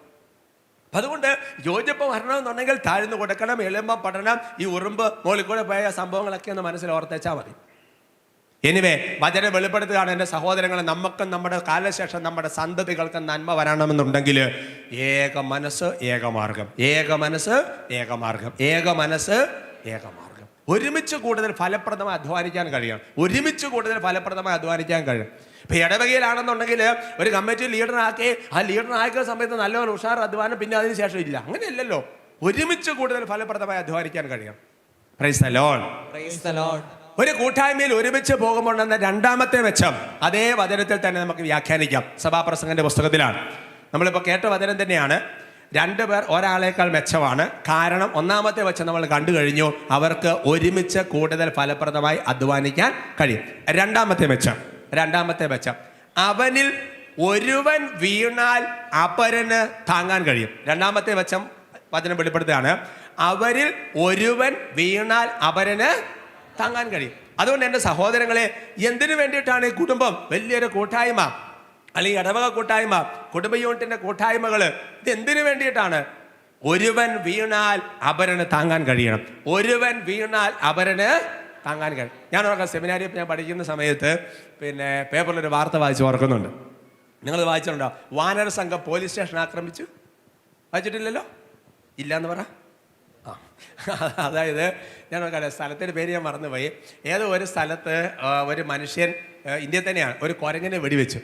അവിടെ കുരങ്ങനെ ശരിക്കും വെടി കൊല്ലാനൊന്നും പാടില്ല. കുരങ്ങനെ ദൈവമായി ആരാധിക്കുന്ന അല്ലെങ്കിൽ അങ്ങനത്തെ ഒരു സ്ഥലമാണ്. ആ സ്ഥലത്താണ് ഒരു ഉച്ച സമയത്താണ് ഒരേ മനുഷ്യർ കുരങ്ങനെ വെടിവെച്ചു. അങ്ങനെ കുരങ്ങനെ വെടിവെച്ച് ഈ കുരങ്ങ് ചത്ത് താഴെ വീഴുന്നു. ഒരു കുരങ്ങിൻ്റെ തൊട്ടടുത്ത്, ഇതൊരു തള്ളക്കുരങ്ങ്, അതിൻ്റെ തൊട്ടടുത്ത കുട്ടിക്കുരങ്ങ്, ഇതിന് കൊച്ചുണ്ടായിരുന്നു. ഒരെണ്ണം ഈ തള്ള ചത്ത് വീണ് താഴേക്ക് വീണപ്പോഴത്തേക്ക് ഈ കുട്ടിക്കുരങ്ങ് അത് താഴേക്ക് മരത്തിൽ കൂടെ ഊർന്നിറങ്ങി വന്ന് ഈ ചത്ത് വീണ് തള്ളയുടെ ശരീരത്തിൻ്റെ അല്ലെങ്കിൽ ജഡത്തിൻ്റെ അടുത്ത് ഇങ്ങനെ ഇരിക്കുക. നാട്ടുകാരെ പെട്ടെന്ന് അറിഞ്ഞ വിഷയമായി. ഈ കുരങ്ങനെ വെടിവെച്ചവനെ ആൾക്കാർ പിടിച്ചുകൂടി തല്ലി പിന്നെ അവർ മരത്തെ കെട്ടിയിട്ടു. പോലീസ് വന്ന് സംഗതി ഇഷ്യൂവായി. അവസാനം ഫോറസ്റ്റുകാർ വന്ന് അങ്ങനെ ഈ തള്ളക്കുരങ്ങനെ അവരെ മതാചാരപ്രകാരം അടക്കാനുള്ള കാര്യങ്ങളെല്ലാം ചെയ്ത് അവസാനം കുട്ടിക്കുരങ്ങ് മാത്രം അവശേഷിച്ചു. അങ്ങനെ കുട്ടിക്കുരങ്ങ് മാത്രം അവശേഷിച്ച് കഴിഞ്ഞപ്പോൾ എന്നറിയോ, അപ്പോൾ പോലീസുകാരൊക്കെ നിൽക്കുകയാണ്. അപ്പോൾ പറഞ്ഞ് ഇനി ഇത് ബാക്കിയുള്ള കാര്യങ്ങൾ ഞങ്ങൾ തന്നെ ക്രമീകരിച്ചാൽ ഈ കുട്ടിക്കുരങ്ങനെ ഞങ്ങൾ കയറ്റി വിട്ടോളാം എന്നൊക്കെ പറഞ്ഞ് ഫോറസ്റ്റുകാരൊക്കെ വിളിച്ച് എന്തൊക്കെയോ അങ്ങനെ അഭിനയിക്കണമാക്കിയിട്ട് പ്രശ്നം സോൾവ് ചെയ്യാൻ വേണ്ടി കുട്ടിക്കുരങ്ങനെ എടുത്തുകൊണ്ട് പോലീസുകാർ പോലീസ് സ്റ്റേഷനിലേക്ക് പോയി. എന്നിട്ട് പോലീസ് സ്റ്റേഷനിലെ SIയുടെ ഇപ്പുറത്തുള്ള ഒരു മുറിയിൽ ഈ കുട്ടിക്കുരങ്ങനെ അവർ കൊണ്ടുപോയി വെച്ച്. എൻ്റെ സഹോദരങ്ങളെ, വൈകുന്നേരം ഒരു 5 മണിയായപ്പോൾ സംഭവിച്ചതെന്നറിയോ, ഏകദേശം 30ഓളം വരുന്ന ഒരു വാനര സംഘം പോലീസ് സ്റ്റേഷൻ വളഞ്ഞു. ഈ പോലീസ് സ്റ്റേഷന് ചുറ്റുമുള്ള മരങ്ങളിൽ കൂടെ ഇങ്ങനെ കയറി കുരങ്ങന്മാർ ഇങ്ങനെ റോന്തി ചുറ്റിക്കൊണ്ടിരിക്കുക. എന്നിട്ട് ഈ പോലീസുകാർ അങ്ങോട്ടോ ഇങ്ങോട്ടോ മാറിയ തക്കത്തിന് ഇതിനകത്തുനിന്ന് ഒരു 5 അംഗ സംഘം കുരങ്ങന്മാർ, സ്പെഷ്യൽ സ്ക്വാഡ് എന്ന് വിളിക്കും. ഈ 5 അംഗ സംഘം കുരങ്ങന്മാർ ഒറ്റ ഓട്ടത്തിന് ഒരുമിച്ച് ഇതിങ്ങൾ സ്റ്റേഷനിൽ കയറിയിട്ട് ഈ കുട്ടിക്കുരങ്ങനെ കടിച്ച് തൂക്കിയെടുത്ത് അതുങ്ങൾ സ്ഥലം വിട്ടു. കൂട്ടത്തിലൊന്ന് നഷ്ടപ്പെട്ടു പോയാൽ ജീവൻ കൊടുത്ത് അതിനെ വീണ്ടെടുക്കുന്നതിനെ കുറിച്ച് കുരങ്ങ് മനുഷ്യനെ പഠിപ്പിക്കുന്ന പാഠം. കൂട്ടത്തിലൊന്ന് നഷ്ടപ്പെട്ടു പോയ ജീവൻ കൊടുത്ത് അതിനെ വീണ്ടെടുക്കുന്നതിനെ കുറിച്ച് ജീവികൾ മനുഷ്യനെ പഠിപ്പിക്കുക അല്ലേ? നിങ്ങളൊരു പട്ടിക്കെട്ട് കല്ലെടുത്ത് എറിഞ്ഞ് നോക്ക്, ബാക്കി പട്ടികൾ ചിരിക്കുമോ? ഒരു കാക്കിക്കെട്ട് കല്ലെടുത്ത് എറിഞ്ഞ് നോക്ക്, വിവരം അറിയും. എന്ന് പറയുന്നത് പോലെ എൻ്റെ പ്രിയപ്പെട്ട സഹോദരങ്ങളെ, നമ്മുടെ ജീവിതത്തിൽ നമ്മുടെ ഇടവക കൂട്ടായ്മയിൽ നിന്ന് അല്ലാതെ ഒരാഴ്ചയിൽ വ്യതിചലിച്ച് ഏതെങ്കിലുമൊക്കെ സെക്റ്റുകളിലേക്കോ അല്ലെങ്കിൽ ആവശ്യമില്ലാത്ത ചില ധ്യാന പരിപാടികളിലേക്കോ അല്ലാന്നുണ്ടെങ്കിൽ ചില പ്രത്യേക ഗ്രൂപ്പുകളിലേക്കൊക്കെ പോകുന്നത് കണ്ടാൽ, എന്തിനു വേണ്ടിയിട്ടാണ് നമുക്കൊരു കുടുംബ യൂണിറ്റിൻ്റെ കൂട്ടായ്മ? എന്തിനു വേണ്ടി നമ്മുടെ ഇടവക യൂണിറ്റിൻ്റെ കൂട്ടായ്മ? ഒരുവൻ വീണാൽ അപരന് താങ്ങാൻ കഴിയണം. തൊട്ടടുത്ത ആൾക്കാർക്ക് സംഭവിക്കുന്ന എന്താന്ന് പോലും അറിയത്തില്ലാത്ത ജീവിതങ്ങളായിട്ട് മാറുമ്പോൾ, ഞാൻ ഓർക്കണം ഒരു സ്ഥലത്ത് ചെന്ന സമയത്ത്, കേരളത്തിൽ തന്നെയാണ്, ചരമം, അതായത് സാധാരണ കല്യാണത്തിനാണല്ലോ കുറി കൊടുക്കുന്നത്. ഇതിപ്പോൾ ചരമം ഉണ്ടായാൽ പോലും എന്നിട്ട് ഒരാൾ മരിച്ചാൽ കുറി കൊടുത്താലേ വരുള്ളൂ. ഒരു അറിയിപ്പിന് വേണ്ടി കൊടുക്കുന്നു. ഓക്കെ, എന്തൊരു സ്ഥിതിയാന്ന് നോക്കിയാൽ എൻ്റെ സഹോദരങ്ങളെ. ഉറക്കെ പറയാം, hallelujah, hallelujah, praise the Lord, praise the Lord, hallelujah, hallelujah. അതുകൊണ്ട് എൻ്റെ സഹോദരങ്ങളെ, നമ്മുടെ കുടുംബത്തിൽ ഏതെങ്കിലും ഒരു വ്യക്തി വിശ്വാസത്തിൽ നിന്ന് അകലുന്നു, പ്രാർത്ഥനയിൽ നിന്ന് അകലുന്നു, അല്ലെങ്കിൽ കുടുംബത്തിൽ ഒരാൾ വിട്ടു പോകുന്നു എന്ന് കേൾക്കുമ്പോൾ ബാക്കി എല്ലാവരും കൂടെ താങ്ങി കൊടുക്കണം. ഇന്നിപ്പോൾ ഒരാൾ വീഴാൻ നോക്കിയിരിക്കുക, ബാക്കി എല്ലാവരും കൂടെ താങ്ങാൻ വേണ്ടിയിട്ട്. ലൂക്കായുടെ സുവിശേഷത്തിൽ 22-ാമത്തെ അധ്യായത്തിന്റെ 31-ാമത്തെ തിരുവചനം, gospel of Saint Luke chapter 22 verse 31. ലൂക്കായുടെ സുവിശേഷത്തിൽ 22-ാമത്തെ അധ്യായത്തിൽ 31-ാമത്തെ തിരുവചനം. നല്ല വചനമാണ്, എല്ലാ വചനവും നല്ല വചനമാണ്. നമുക്ക് വായിക്കാം, ചേർന്ന് വായിക്കാം. ശിമയോൻ, ഇതാ സാത്താൻ നിങ്ങളെ ഗോതമ്പ് പോലെ പാറ്റാൻ ഉദ്യമിച്ചു. എന്നാൽ അടുത്ത വാക്യങ്ങൾ വായിക്കണം, 31, 32 വേണം. എന്നാൽ നിന്റെ വിശ്വാസം ക്ഷയിക്കാതിരിക്കാൻ ഞാൻ നിനക്ക് വേണ്ടി പ്രാർത്ഥിച്ചു. നീ തിരിച്ചു വന്ന് നിന്റെ എന്റെ സഹോദരരെ ശക്തിപ്പെടുത്തണം. നീ തിരിച്ചു ചെന്ന് നിന്റെ സഹോദരരെ ശക്തിപ്പെടുത്തണം. ശിമയോൻ, ഇതാ സാത്താൻ നിന്നെ ഗോതമ്പ് പോലെ പാറ്റാൻ ഉദ്ദേശിക്കുന്നത് ഞാൻ കണ്ടു. എന്നിട്ട് പറയാ, നിന്റെ വിശ്വാസം ക്ഷയിക്കാതിരിക്കാൻ ഞാൻ നിനക്ക് വേണ്ടി പ്രാർത്ഥിച്ചു. ആരാ പറഞ്ഞത്? ഈശോ പറയാ, നിന്റെ വിശ്വാസം ക്ഷയിക്കാതിരിക്കാൻ ഞാൻ വേണ്ടി പ്രാർത്ഥിച്ചു. പിതാവ് പറഞ്ഞു, വിശ്വാസ ത്യാഗത്തെ കുറിച്ച് പറഞ്ഞു പിതാവ്, അല്ലേ? അതായത് ഭൂമിയിൽ ഈശോ വരുമ്പോൾ വിശ്വാസം കണ്ടെത്തുമോ എന്നൊരു ചോദ്യം കണ്ടു. വിശ്വാസ ത്യാഗം എന്ന് പറഞ്ഞ പൗലോസ്ലീഹ തന്റെ ലേഖനത്തിൽ വ്യക്തമായിട്ട് രേഖപ്പെടുത്തി വെച്ചിട്ടുണ്ട്. അപ്പൊ ഈശോ എന്നറിയാമോ, ഒരാള് പത്രോസ്ലീഹയുടെ വിശ്വാസത്തിന്റെ മങ്ങലേൽക്കുന്നത് കണ്ട് പത്രോസ്ലീഹയ്ക്ക് വേണ്ടി ഈശോ പ്രാർത്ഥിക്കുക. ഹല്ലേലൂയാ. അങ്ങനെയാണെങ്കിൽ നമ്മുടെ കുടുംബത്തിൽ നിന്ന് ഒരാള് ദേവാലയത്തേക്ക് വരാതിരിക്കുമ്പോൾ, പ്രാർത്ഥന വിട്ടു നിൽക്കുമ്പോൾ, അല്ലെങ്കിൽ കുടുംബ സമ്മേളനത്തിന് വരാതിരിക്കുമ്പോൾ, ഇടവക്കൂട്ടാനും മറുതിരിച്ചിരിക്കുമ്പോൾ, വികാരിച്ചോട് ഉടക്കി മാറി നിൽക്കുമ്പോൾ, അദ്ദേഹത്തെ കുറിച്ച് കുറ്റം മാത്രം പറഞ്ഞാൽ പോരല്ലോ, കുറെ കാര്യങ്ങൾ പറഞ്ഞാൽ പോരല്ലോ. പിന്നെ എന്താ ചെയ്യേണ്ടത്? എന്റെ സഹോദരങ്ങളെ, പ്രാർത്ഥിക്കണം, അതുപോലെ കരഞ്ഞ് പ്രാർത്ഥിക്കണം. എന്നിട്ട് പറയാണ്, എന്താ ഞാൻ പ്രാർത്ഥിച്ച് നിന്നെ ശക്തിപ്പെടുത്തി. പത്രോസിനോട് പറയാം, എന്നിട്ട് നീ ചെന്നിട്ട് നിന്റെ സഹോദരന്മാരെ ശക്തിപ്പെടുത്തണം. അങ്ങനെയുണ്ട് സഹോദരങ്ങളെ. നമ്മുടെ ഈ കൂട്ടായ്മയ്ക്കൊക്കെ ഭയങ്കര ഉണർവാണ്, ഭയങ്കര ബലമാണ്. നമ്മൾ വിചാരിക്കുന്ന പോലെ അല്ല. ഹല്ലേലൂയാ. എനിക്ക് വേണമെങ്കിൽ ഒറ്റയ്ക്ക് വേണമെങ്കിൽ ധ്യാനിപ്പിക്കാം, അല്ലാന്നുണ്ടെങ്കിൽ പക്ഷേ ഈ പ്രദേശം, ഈ സഹോദരന്മാർ, ഇവരൊക്കെ ഒരുമിച്ചൊരു കൂട്ടായ്മയിൽ ശുശ്രൂഷ ചെയ്യുമ്പോൾ അനോയിന്റിങ് വേറൊന്നാണ്. ലൂക്കാ അപ്പസ്തോല പ്രവർത്തനങ്ങളിൽ 14-ാമത്തെ അധ്യായത്തിന്റെ 19-20 തിരുവചനങ്ങൾ. അപ്പസ്തോല പ്രവർത്തനങ്ങളിൽ 14-ാമത്തെ അധ്യായത്തിന്റെ 19-20 തിരുവചനങ്ങൾ. അപ്പസ്തോല പ്രവർത്തനം 14, 19, 20 നമുക്ക് ചേർന്ന് വായിക്കാം. അന്ത്യോക്യയിൽ നിന്നും ഇക്കോണിയത്തിൽ നിന്നും അവിടെ എത്തിയ യഹൂദന്മാർ ജനങ്ങളെ പ്രേരിപ്പിച്ച് പൗലോസിനെ കല്ലെറിയിച്ചു. മരിച്ചുപോയെന്ന് വിചാരിച്ച് അവർ അവനെ നഗരത്തിന് പുറത്തേക്ക് വലിച്ചു കൊണ്ടുപോയി. എന്നാൽ ശിഷ്യന്മാർ അവന് ചുറ്റും കൂടിയപ്പോൾ അവൻ എഴുന്നേറ്റ് പട്ടണത്തിൽ എന്ന് പറഞ്ഞാൽ അന്ത്യോക്യത്തിൽ നിന്ന് ഇക്കോണിയത്തിൽ നിന്ന് വന്ന ആൾക്കാർ യഹൂദരെ ജനങ്ങളെ പ്രേരിപ്പിച്ച് പൗലോസിനെ കല്ലെറിയിച്ചു. എന്നിട്ട് പൗലോസിനെ ഏറുകൊണ്ട് വീണ്, എന്നിട്ട് മരിച്ചു പോയെന്ന് വിചാരിച്ച ചത്ത ജീവികളെ വലിച്ചുകൊണ്ട് പോകുന്നത് പോലെ പൗലോസ്ലീഹാനെ വലിച്ച നഗരത്തിന്റെ പുറത്ത് കൊണ്ടുപോയിട്ട് മരിച്ചു പോയെന്ന് വിചാരിച്ചു. എന്നിട്ട് അവര് പോയി. എന്നാൽ എന്നെ സംഭവിച്ചെന്നറിയാമോ?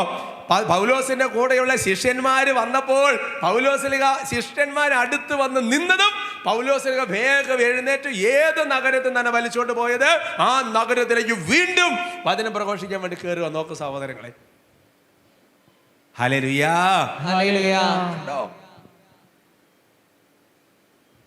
ചോദിക്കേ, വികാരച്ചന് ഞാൻ ഓർക്കാണ്. ഇപ്പൊ ഞാനിപ്പോ കുറവലങ്ങാട് നമ്മുടെ PDM, ലാസ്റ്റ് പറയാം, PDM സെമിനാരിയുടെ ഒരു സ്റ്റഡി ഹൗസ് പോലെ അവിടെ ആരംഭിച്ചിട്ടുണ്ട്. അപ്പോൾ അവിടെ വികാരിച്ച് പറയാം, 10,000 ഇടവ, 3,500 ഇടവക്കാരാണ്. ഈ 3,500 ഇടവക്കാരുടെ അടുത്ത് എങ്ങനെ വികാരിച്ചാൽ റീച്ച് ഔട്ട് ചെയ്യാൻ പറ്റുമോ? ഇല്ല. കൊച്ചന്മാർ മുഴുവൻ ഒരുമിച്ച് അധ്വാനിച്ചാലും പറ്റുകയില്ല. അതിനു വേണ്ടിയിട്ടാണ് എൻ്റെ സഹോദരങ്ങളെ നമുക്ക് കുടുംബ യൂണിറ്റുകളും വാർഡ് ലീഡേഴ്സും ഒക്കെ ഒരുപാട് സംവിധാനങ്ങൾ വെച്ചിരിക്കുന്നത് അതിനു വേണ്ടിയിട്ടാണ്. ഇതിനൊക്കെ ഒരു ഉത്തരപ്പാട് ഉണ്ടെന്ന് നമ്മൾ വിചാരിക്കണം. എന്ന് പറഞ്ഞാൽ നമ്മൾ ഈ ലോകത്തിൽ സൃഷ്ടിക്കുന്ന സമയത്ത് തന്നെ നമ്മളിലൂടെ രക്ഷ പ്രാപിക്കേണ്ട ആത്മാക്കളെയും കൂടെ ദൈവം തീരുമാനിച്ച് വെച്ചിട്ടുണ്ട്. അതുകൊണ്ട് നമ്മൾ ആ ഉത്തരവാദിത്തം ചെയ്യാതെ ഒരു ഉത്തരപ്പ് കടത്തിലേക്കല്ലേ വരുന്നത്. ഹല്ലേലൂയാ, ഹല്ലേലൂയാ, പറയാം ഹല്ലേലൂയാ, ഹല്ലേലൂയാ. അതേ വചനത്തിൽ തന്നെ സഭാപ്രസംഗന്റെ പുസ്തകത്തില് 4-ാമത്തെ അധ്യായത്തിൽ 9 മുതൽ 12 വരെ വചനങ്ങളാണ് നമ്മൾ പഠിച്ചുകൊണ്ടിരിക്കുന്നത്.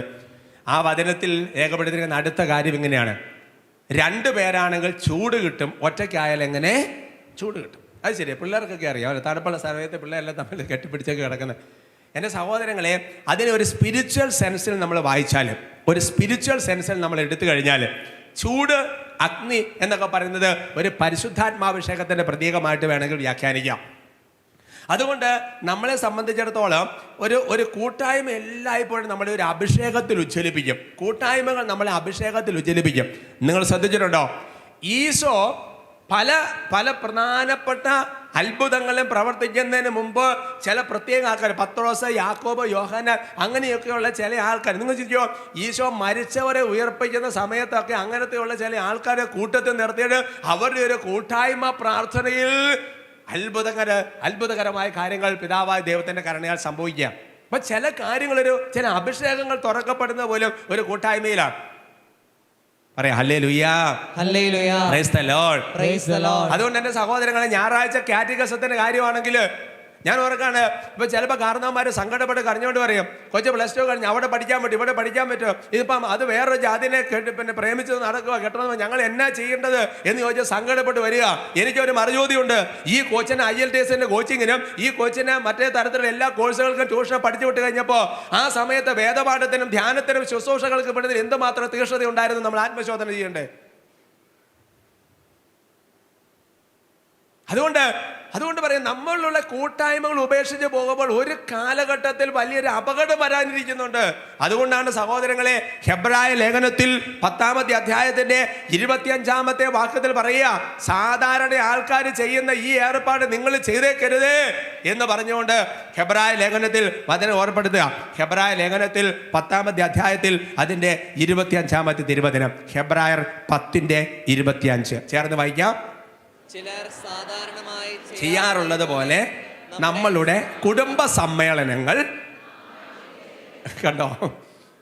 കണ്ടേ, ചിലർ സാധാരണയായി ചെയ്യാറുള്ളത് പോലെ നമ്മുടെ പൊതുയോഗങ്ങൾ നാം അത് ബൈബിളിലില്ല, ഞാൻ കൂട്ടിച്ചേർത്ത് വായിച്ചതാ. മാത്രമല്ല, ആ ദിനം അടുത്തു വരുന്നത് കാണുമ്പോൾ നിങ്ങൾ പരസ്പരം കൂടുതൽ പ്രോത്സാഹിപ്പിച്ചുകൊണ്ട് ചെയ്യണം. അപ്പൊ നോക്കിയേ, സഭയുടെ ഒരു കാര്യത്തിൽ പൗലോസ് പറഞ്ഞിരിക്കുന്നത്, നിങ്ങൾ സാധാരണയായി ചെയ്യാറുള്ളത് പോലെ നമ്മുടെ സഭായോഗങ്ങൾ വെറുതെ ഉപേക്ഷിക്കരുത്. ഇടവകളിൽ പൊതുയോഗം വിളിച്ചു, അത് ഉപേക്ഷിക്കരുത്. അല്ലെങ്കിൽ ഒരു കുടുംബയോഗത്തിന്റെ സമ്മേളനം വിളിച്ചു, ഉപേക്ഷിക്കരുത്. പെരുന്നാളിന്റെ സമയത്ത് മാത്രം എല്ലാവരും കൂടെ ഓടിക്കൂടിയാ പോരല്ലോ. എല്ലാ ദിവസവും വൈകുന്നേരം കുടുംബത്തിന് സമ്മേളനം നടക്കുന്നുണ്ട്. ഏതാ സമ്മേളനം? കുടുംബ പ്രാർത്ഥന. അത് ഉപേക്ഷിക്കരുത്. ഇതല്ലേ പൗലോസ് ഉദ്ദേശിച്ചിരിക്കുന്നത്. നിങ്ങൾ സാധാരണ ചെയ്യാറുള്ളത് പോലെ നമ്മുടെ സഭായോഗങ്ങൾ ഉപേക്ഷിക്കരുത്. മാത്രമല്ല, ആ ദിനം അടുത്തു വരുന്നത് കാണുമ്പോൾ നിങ്ങൾ പരസ്പരം കൂടുതൽ പ്രോത്സാഹിപ്പിക്കുകയും ചെയ്യണം. പറയാം hallelujah, hallelujah, praise the Lord, praise the Lord. എൻ്റെ സഹോദരങ്ങളെ, 4-ാമത്തെ ഒരു ചിന്ത ആ വചനഭാഗത്തിൽ നിന്ന് തന്നെ എടുക്കാവുന്നത് അതിതാണ്, രണ്ടുപേരും ഒരാളേക്കാൾ മെച്ചമാണ്. കാരണം അവർക്ക് ഒരുമിച്ച് കൂടുതൽ ഫലപ്രദമായി അധ്വാനിക്കാൻ കഴിയും. അവർ ഒരുവൻ വീണാൽ അവനെ താങ്ങാൻ കഴിയും. ഒറ്റക്കാരിക്കുന്ന വീണാൽ താങ്ങാൻ ആരുമില്ല, അവൻ്റെ കാര്യം കഷ്ടമാണ്. 2 പേരാണെങ്കിൽ ചൂട് കിട്ടും. എന്നിട്ട് അടുത്ത വാക്യം പറയാണ്, 2 പേരാണെങ്കിൽ ചെറുക്കാൻ കഴിയും, തിന്മയോട് ചേർത്ത് നിൽക്കാൻ കഴിയും. ഒറ്റയ്ക്കായിരിക്കുന്നവനെ എളുപ്പത്തിൽ കീഴ്പ്പെടുത്താൻ സാധിച്ചേക്കും. ഒറ്റയ്ക്കായിരിക്കുന്നവനെ എളുപ്പത്തിൽ കീഴ്പ്പെടുത്താൻ സാധിച്ചേക്കും. അതുകൊണ്ട് എൻ്റെ സഹോദരങ്ങളെ, പണ്ട് ഞാൻ ഓർക്കാണ്, പണ്ട് ഞങ്ങളെ സെമിനാരിയിലോ അല്ലെങ്കിൽ പാലക്കാട് രൂപതയിൽ ധ്യാനിപ്പിച്ച തൃശ്ശൂർ രൂപതയിൽ അച്ഛൻ ധ്യാനിപ്പിക്കാൻ വേണ്ടി വന്നപ്പോൾ പറഞ്ഞൊരു സംഭവം ഓർക്കാണ്. സിംഹം ഇര പിടിക്കുന്നത് എങ്ങനെയാണ്? സിംഹം ഇര പിടിക്കുന്നത് കുറേ മാനുകളുടെ കൂട്ടം ഇങ്ങനെ വരികയാണെങ്കിൽ ആദ്യം തന്നെ സിംഹം ചാടുമോ? സിംഹം ചാടി പിടിക്കുകയില്ല. ഒരു 10-30 മാനുകൾ ഇങ്ങനെ കൂട്ടമായിട്ട് പോകുമ്പോൾ ഈ സിംഹം അവിടെ ഇങ്ങനെ പതുങ്ങി കിടക്കണം. കുറ്റിക്കാട്ടിൽ സിംഹം പതുങ്ങി കിടക്കുകയാണ്. ഇവർ 10-30 മാനുകൾ ഒരുമിച്ച് മേഞ്ഞു വന്നാൽ സിംഹം, നമ്മൾ വിചാരിക്കാൻ സിംഹം ഇപ്പോൾ ചാടി പിടിക്കില്ല. ഈ 30 മാനുകൾ വരുമ്പോൾ സിംഹം ഇങ്ങനെ മനസ്സുകൊണ്ട് പ്രാർത്ഥിക്കും, എന്തൊരു നല്ല കൂട്ടായ്മയാണ്, എന്തൊരു മാനസികയിക്കുക, ഒരുമിച്ച് പോകുന്നത് കണ്ടില്ലേ, ദൈവം അനുഗ്രഹിക്കട്ടെ, നിലനിൽപ്പിന് വരവുണ്ടാകട്ടെ എന്നൊക്കെ പറഞ്ഞ് പ്രാർത്ഥിച്ചു വിടും. അതിനുശേഷം പിന്നെ ഒരു 4-5 മാനുകൾ ഒരുമിച്ച് വരും. അപ്പോഴും സിംഹം ഒരു ബ്ലെസ്സിങ് പറയുന്നത് അറിയാം, ഇടവകയ്ക്കുള്ളിലെ വിഘടിത ഗ്രൂപ്പാണല്ലോ, ഗ്രൂപ്പായിട്ട് ഇവർ നിൽക്കുന്നുണ്ടല്ലോ, എന്നാലും സാരമില്ല, ലക്ഷ്യം ശരിയല്ലെങ്കിലും ഇവർ നിലനിൽക്കട്ടെ എന്നൊക്കെ പറഞ്ഞുകൊണ്ട് അതുങ്ങളെയും കൂടെ പ്രാർത്ഥിച്ചു വിടും. എന്നിട്ട് അവസാനം എന്നാന്നറിയോ, അവസാനം ഒരു ഒറ്റ തിരിഞ്ഞുകൊണ്ട് ഒരു മാൻ വരുന്നുണ്ടാവും. ഇതിനെ കാണുമ്പോൾ സിംഹത്തിന്റെ മട്ടും ഭാവം മാറി, അത് സട്ടകുടഞ്ഞ് എഴുന്നേൽക്കാം. അതിനെ കാണുമ്പോൾ തന്നെ സിംഹം ഇവിടുന്ന് അങ്ങോട്ട് ചെന്ന് ചാടി അതിന്റെ മുകളിൽ ചേർന്ന് അതിനെ കശാപ്പിയും. അതുകൊണ്ടാണ് പറയുന്നത്, ഒറ്റയ്ക്ക് പോകുന്നവനെയാണ് പിശാച് പിടിച്ചുകൊണ്ട് പോകുന്നത്. ഒറ്റയ്ക്ക് പോകുന്നതിനെയാണ് പിശാച് പിടിച്ചുകൊണ്ട് പോകുന്നത്. അതുകൊണ്ടാണ് ഞാൻ പറയുന്നത്, കുടുംബത്തിലൊരു ഷെയറിംഗ് ഇല്ലാതെ ഒരു കാര്യവും ചില മനുഷ്യരുണ്ട്, കുടുംബത്തിൽ ഒരു കാര്യവും പറയുകയാണ്, ആരോടും ഒരു ഷെയറിംഗും ഇല്ല. രൂപതകൾ അല്ലെങ്കിൽ കുടുംബത്തിൽ അല്ലെങ്കിൽ സഭ ഇടവകളാണെങ്കിൽ ഒരു കാര്യത്തിനും വരികയില്ല. ഇങ്ങനെ പോകുമ്പോൾ ഒരുപാട് അപകടങ്ങൾ. കാരണം ആ സമയത്ത് നമുക്ക് കിട്ടേണ്ട ഒരുപാട് ദൈവിക ജ്ഞാനമുണ്ട്, ഒരുപാട് ദൈവിക കൃപയുണ്ട്, ഒരുപാട് ദൈവിക അറിവുകളുണ്ട്. ഇതെല്ലാം നഷ്ടപ്പെട്ടു പോകുന്ന ഒരു കാലഘട്ടം കഴിയുമ്പോൾ പിശാച് വരുമ്പോൾ പിടിച്ചു നിൽക്കാനില്ലാത്തൊരവസ്ഥയിലേക്ക് മാറ്റപ്പെടും. അവർക്ക് പറയാം hallelujah, hallelujah, praise the Lord, praise the Lord. അതുകൊണ്ട് സഹോദരങ്ങളെ, സഭയെ തകർക്കാനും കുടുംബങ്ങളെ തകർക്കാനും സാത്താൻ ഒരുപാട് വ്യക്തികളെയും കൊണ്ട് പരിശ്രമിച്ചുകൊണ്ടിരിക്കുന്ന ഒരു കാലഘട്ടത്തിൽ നമ്മൾ വളരെ ജാഗരൂകത പുലർത്തണം. ബൈബിളിൽ പറയുന്നു നിങ്ങൾ എപ്പോഴും ജാഗരൂകരായിരിക്കണം, അല്ലേ? പിശാചിന്റെ പ്രവർത്തനങ്ങളെക്കുറിച്ച് ജാഗരൂകരായിരിക്കണം. ഈശോ മിശിഹ രണ്ടാമത്തെ ആഗമനത്തെക്കുറിച്ച് ജാഗരൂകരായിരിക്കണം എന്ന് പറയുന്നത് പോലെ എഫേസസ് ലേഖനത്തിൽ 4-ാമത്തെ അധ്യായത്തിന്റെ 3-ാമത്തെ വാക്യത്തിൽ വചനം വെളിപ്പെടുത്തുകയാണ്, സമാധാനത്തിന്റെ ബന്ധത്തിൽ ആത്മാവിന്റെ ഐക്യം നിലനിർത്താൻ നിങ്ങൾ ജാഗരൂകരായിരിക്കും. നിങ്ങൾ ജാഗരൂകരായിരിക്കും, ജാഗരൂകത കാണിക്കണം എന്ന് പറയാം. യോഹന്നാന്റെ സുവിശേഷത്തിൽ 17-ാമത്തെ അധ്യായത്തിൽ ഈശോ മിശിഹ അപ്പസ്തോലന്മാർക്ക് വേണ്ടി നടത്തുന്ന പ്രാർത്ഥനയാണ് യോഹന്നാൻ 17. അതിനകത്ത് ഈശോ പ്രാർത്ഥിക്കുന്നതന്നെ, എൻ്റെ പിതാവേ, ഞാൻ വേറെ ഒന്നും പ്രാർത്ഥിക്കുന്നില്ല, ഒറ്റ കാര്യം പ്രാർത്ഥിക്കുന്നുള്ളൂ, ഇവരെല്ലാം ഒന്നായിരിക്കാൻ വേണ്ടി ഞാൻ പ്രാർത്ഥിക്കുന്നു. ഇവരെല്ലാം ഒന്നായിരിക്കാൻ വേണ്ടി ഞാൻ പ്രാർത്ഥിക്കുന്നു. ഇവരെല്ലാം ഒന്നായിരിക്കാൻ വേണ്ടി ഞാൻ പ്രാർത്ഥിക്കുന്നു. വേണമെങ്കിൽ ഈശോയ്ക്ക് വേണമെന്നുണ്ടെങ്കിൽ വേറെ എന്തുമാത്രം കാര്യങ്ങൾ അപ്പസ്തോലന്മാർക്ക് വേണ്ടി പ്രാർത്ഥിക്കാമായിരുന്നു. അവർക്ക് നല്ല ഡെലിവറൻസിന് ഗിഫ്റ്റ് ഉണ്ടാകട്ടെ എന്ന് ഈശോ പ്രാർത്ഥിച്ചില്ലല്ലോ. അവർ മരിച്ചവർ ഉറപ്പിക്കുന്ന ഒരു വരം കിട്ടട്ടെ എന്നല്ലല്ലോ പ്രാർത്ഥിച്ചത്. ഇവരെല്ലാം ഒന്നായിരിക്കട്ടെ എന്ന് പ്രാർത്ഥിക്കുന്നു. പറയാം ഹല്ലേലൂയാ, ഹല്ലേലൂയാ. അതുകൊണ്ട് എൻ്റെ സഹോദരങ്ങളെ, ഒരു കാര്യം ഞാൻ ഇതിനോട് കൂട്ടിച്ചേർത്ത് പറയാൻ ആഗ്രഹിക്കുക. സഭയിൽ എന്നേക്കും നമ്മുടെ ഇടവകകളിലും അതേപോലെ തന്നെ രൂപത എന്ന നിലയിലും അതിരൂപത എന്ന നിലയിലും അതേപോലെ സീറോ മലബാർ സഭ എന്ന നിലയിലും അതല്ലെങ്കിൽ നമ്മുടെ കുടുംബം അതിലങ്ങോട്ട് പിടിച്ചാൽ വലിയ ഒരു ഐക്യത്തിന് സ്നേഹത്തിന് കാര്യം വരണമെന്നുണ്ടെങ്കിൽ അതുപോലെ നമ്മുടെ പ്രാർത്ഥനകൾ ഉയരണം. ഇവിടെയാണ് ഞാൻ കഴിഞ്ഞ ദിവസം സൂചിപ്പിച്ച യാമപ്രാർത്ഥനകളുടെ പ്രസക്തി എന്ന് പറയുന്നത്. കാനോന നമസ്കാരം എന്ന് പറയുന്ന യാമപ്രാർത്ഥനകൾ നമ്മൾ ചെല്ലുമ്പോൾ അത് സഭയ്ക്ക് വേണ്ടിയിട്ടുള്ള പ്രാർത്ഥനയാണ്. കാനോന നമസ്കാരത്തെക്കുറിച്ച് ഞാൻ വായിച്ച ഒരു പുസ്തകത്തിൽ രേഖപ്പെടുത്തുന്ന കാര്യം ഓർക്കാണ്. കാനോന നമസ്കാരത്തിന് അസാധാരണമായ ഫലസിദ്ധിയെക്കുറിച്ച് ആരും സംശയിക്കേണ്ട. എന്നിട്ട് അടുത്ത വാക്ക് കേട്ടോ, എവിടെയെങ്കിലും കാനോന നമസ്കാരം നിന്ന് പോകുന്നുവോ അവിടെ സഭ ഊമയായി തീരും. എവിടെയൊക്കെ കാനോന നമസ്കാരം നിന്ന് പോകുന്നോ അവിടെ സഭ ഊമയായി തീരും. ഞാൻ ആഗ്രഹിക്കുന്നത് പോലെ എൻ്റെ സന്നിധിയിൽ അവളുടെ സ്വന്തം ഹൃദയവികാരങ്ങൾ കോരിച്ചൊരിയാൻ അവർക്ക് മാർഗമില്ലാതാവും.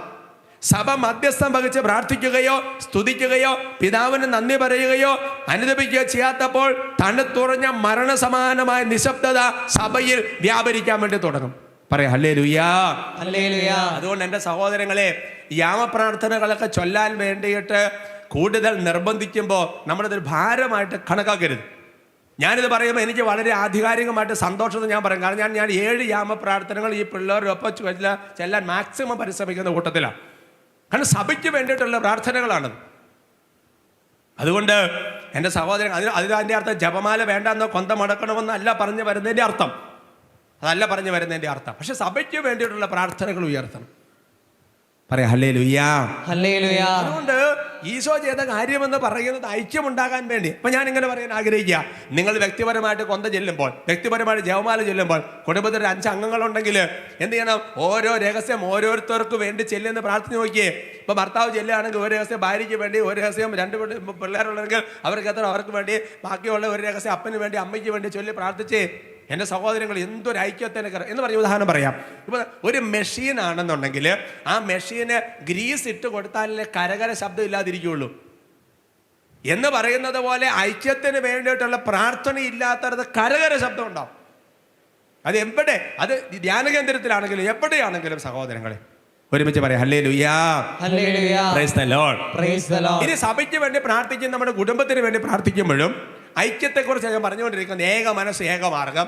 അങ്ങനെ വരുമ്പോൾ എൻ്റെ സഹോദരങ്ങളെ, അത് വെറുതെ അങ്ങോട്ട് പ്രാർത്ഥിച്ചാൽ പോരാ, ഒരു പ്രത്യേക രീതിയിൽ പ്രാർത്ഥിക്കണമെന്ന് ഈശോ ആഗ്രഹിക്കുന്നുണ്ട്. വിശുദ്ധ ഫൗസ്തീനയുടെ ഡയറിയിൽ 531 ഖണ്ഡികയിൽ ഒരു കാര്യം വെളിപ്പെടുത്തിയിട്ടുണ്ട്.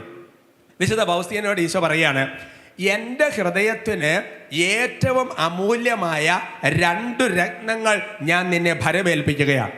ഈശോ ഫൗസ്തീന പറയാ, എനിക്ക് ഏറ്റവും ഇഷ്ടപ്പെട്ട 2 രത്നങ്ങൾ നിന്നെ ഭരമേൽപ്പിക്കുക. എന്നിട്ട് പറയാ, വൈദികരുടെയും സന്യസ്തരുടെയും ആത്മാക്കൾക്ക്.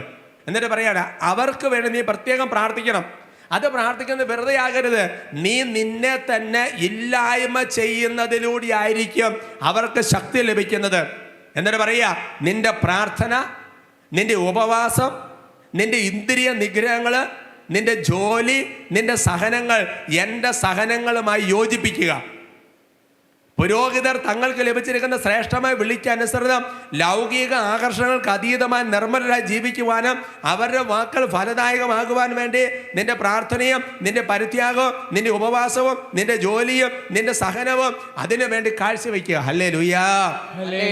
ഈ ഒരു കാലഘട്ടത്തിൽ സഭയെ തകർക്കാൻ പിശാച് പരിശ്രമിക്കുമ്പോൾ, കുടുംബങ്ങളെ തകർക്കാൻ പിശാച് പരിശ്രമിക്കുമ്പോൾ നമ്മൾ ചെയ്യേണ്ട വളരെ പ്രധാനപ്പെട്ട കാര്യമെന്ന് പറയുന്നത് യാമപ്രാർത്ഥനകൾ ചൊല്ലിയാൽ മാത്രം പോരാ, ജപമാല ചൊല്ലിയാൽ മാത്രം പോരാ, പിന്നെയോ നമ്മുടെ പരിഹാര പ്രാർത്ഥന. ജോലി എന്ന് പറഞ്ഞതിൻ്റെ അർത്ഥം മനസ്സിലായി? ജോലി കഴിഞ്ഞ ദിവസം ഞാൻ പറഞ്ഞു ഓർക്കുന്നില്ലേ? നമ്മൾ ജോലി ചെയ്തുകൊണ്ടിരിക്കുമ്പോൾ എന്ത് ചെയ്തുകൊണ്ടിരിക്കണം? അത് നിയോഗം വെച്ച് പ്രാർത്ഥിക്കുമെന്ന് പറഞ്ഞു ഓർക്കുന്നില്ലേ? തുന്നിക്കൊണ്ടിരിക്കുമ്പോൾ, കുളിച്ചുകൊണ്ടിരിക്കുമ്പോൾ, ജോലി ഡ്രൈവ് ചെയ്തുകൊണ്ടിരിക്കുമ്പോൾ, പിന്നെ പണിയെടുത്തുകൊണ്ടിരിക്കുമ്പോൾ ആ ജോലി പോലും സഭയ്ക്ക് വേണ്ടി കാഴ്ചവെക്കാൻ, പുരോഹിതർക്ക് വേണ്ടി കാഴ്ചവെക്കാൻ, സന്യസ്തർക്ക് വേണ്ടി കാഴ്ചവെക്കാൻ, കുടുംബത്തിന് വേണ്ടി കാഴ്ചവെക്കാൻ ആഗ്രഹിക്കുക. ഹല്ലേലൂയാ. അങ്ങനെ പരിഹാരം ചെയ്തുള്ള പ്രാർത്ഥനകൾക്ക് ദൈവസന ഒരുപാട് വിലയുണ്ട്. പിതാവ് എൻ്റെ ടോക്കനെ സമാപനത്തിൽ സൂചിപ്പിച്ചു. ഈ നോമ്പ് കാലം എന്ന് പറയുന്നത് നമ്മൾ ഒരുപാട് തരത്തിലെ പരിഹാരങ്ങളും പ്രായശ്ചിത്തങ്ങളും അനുഷ്ഠിക്കേണ്ട ഒരു കാലഘട്ടമാണ്. അതുകൊണ്ട് പരിഹാര പ്രാർത്ഥന പ്രായശ്ചിത്തത്തിൻ്റെ ഒരു കാലഘട്ടത്തിലെ അത് നമ്മുടെ ജീവിതത്തിൻ്റെ ഒരു ഭാഗമാക്കി മാറ്റണം. പഴയ നിയമത്തിലെ ഒരു വചനഭാഗം നിങ്ങൾ ശ്രദ്ധയിൽപ്പെടുത്താൻ ആഗ്രഹിക്കുക. എസ്രായുടെ പുസ്തകത്തിൽ 9-ാമത്തെ അധ്യായത്തിൻ്റെ 5-ാമത്തെ തിരുവചനം. എസ്രായുടെ പുസ്തകത്തിൽ 9-ാമത്തെ അധ്യായത്തിൽ അതിൻ്റെ 5-ാമത്തെ തിരുവചനം. എസ്ര 9:5 നമുക്ക് ചേർന്ന് വായിക്കാം. സായാഹ്ന ബലിയുടെ സമയത്ത് ഞാൻ ഉപവാസത്തിൽ നിന്ന് എഴുന്നേറ്റ് കീറിയ വസ്ത്രവും മേലങ്കിയുമായി മുട്ടിൽ വീണ് എന്റെ ദൈവമായ കർത്താവിനോട് കൈകൾ ഉയർത്തി അപേക്ഷിച്ചു. അതിനകത്ത് 4 വെർബുകൾ കിടക്കുന്നുണ്ട്. നിങ്ങൾ നോക്കിയേ. സായാഹ്ന ബലിയുടെ സമയത്ത് വേണം റംശ പ്രാർത്ഥന നിങ്ങൾ വ്യാഖ്യാനിച്ചു. സായാഹ്ന പ്രാർത്ഥന റംശ പ്രാർത്ഥനയുടെ സമയത്ത് ആയിക്കോട്ടെ. ഞാൻ ഉപവാസത്തിൽ നിന്ന് എഴുന്നേറ്റു. അപ്പോൾ ഉപവാസം എടുത്ത് പ്രാർത്ഥിക്കുന്ന ആളുകളിൽ വെള്ളിയാഴ്ച ഒരു മാത്രം അല്ല ഒരു ഉപവാസം എടുക്കാവുന്നത് അല്ലേ? സമയം കിട്ടുമ്പോൾ, സാഹചര്യം കിട്ടുമ്പോഴൊക്കെ ഉപവാസം എടുത്തങ്ങൾ പ്രാർത്ഥിക്കുക. രണ്ടാമത്തേത് എന്നതാ? കീറിയ വസ്ത്രം ധരിച്ച് പ്രാർത്ഥിക്കുക. അത് പിന്നെ നിങ്ങൾ ആലോചിച്ചിട്ട് ചെയ്യുക. പക്ഷേ എൻ്റെ സഹോദരങ്ങളെ, ചില മനുഷ്യർ അങ്ങനെ ചെയ്യുന്നവരുണ്ട് കേട്ടോ.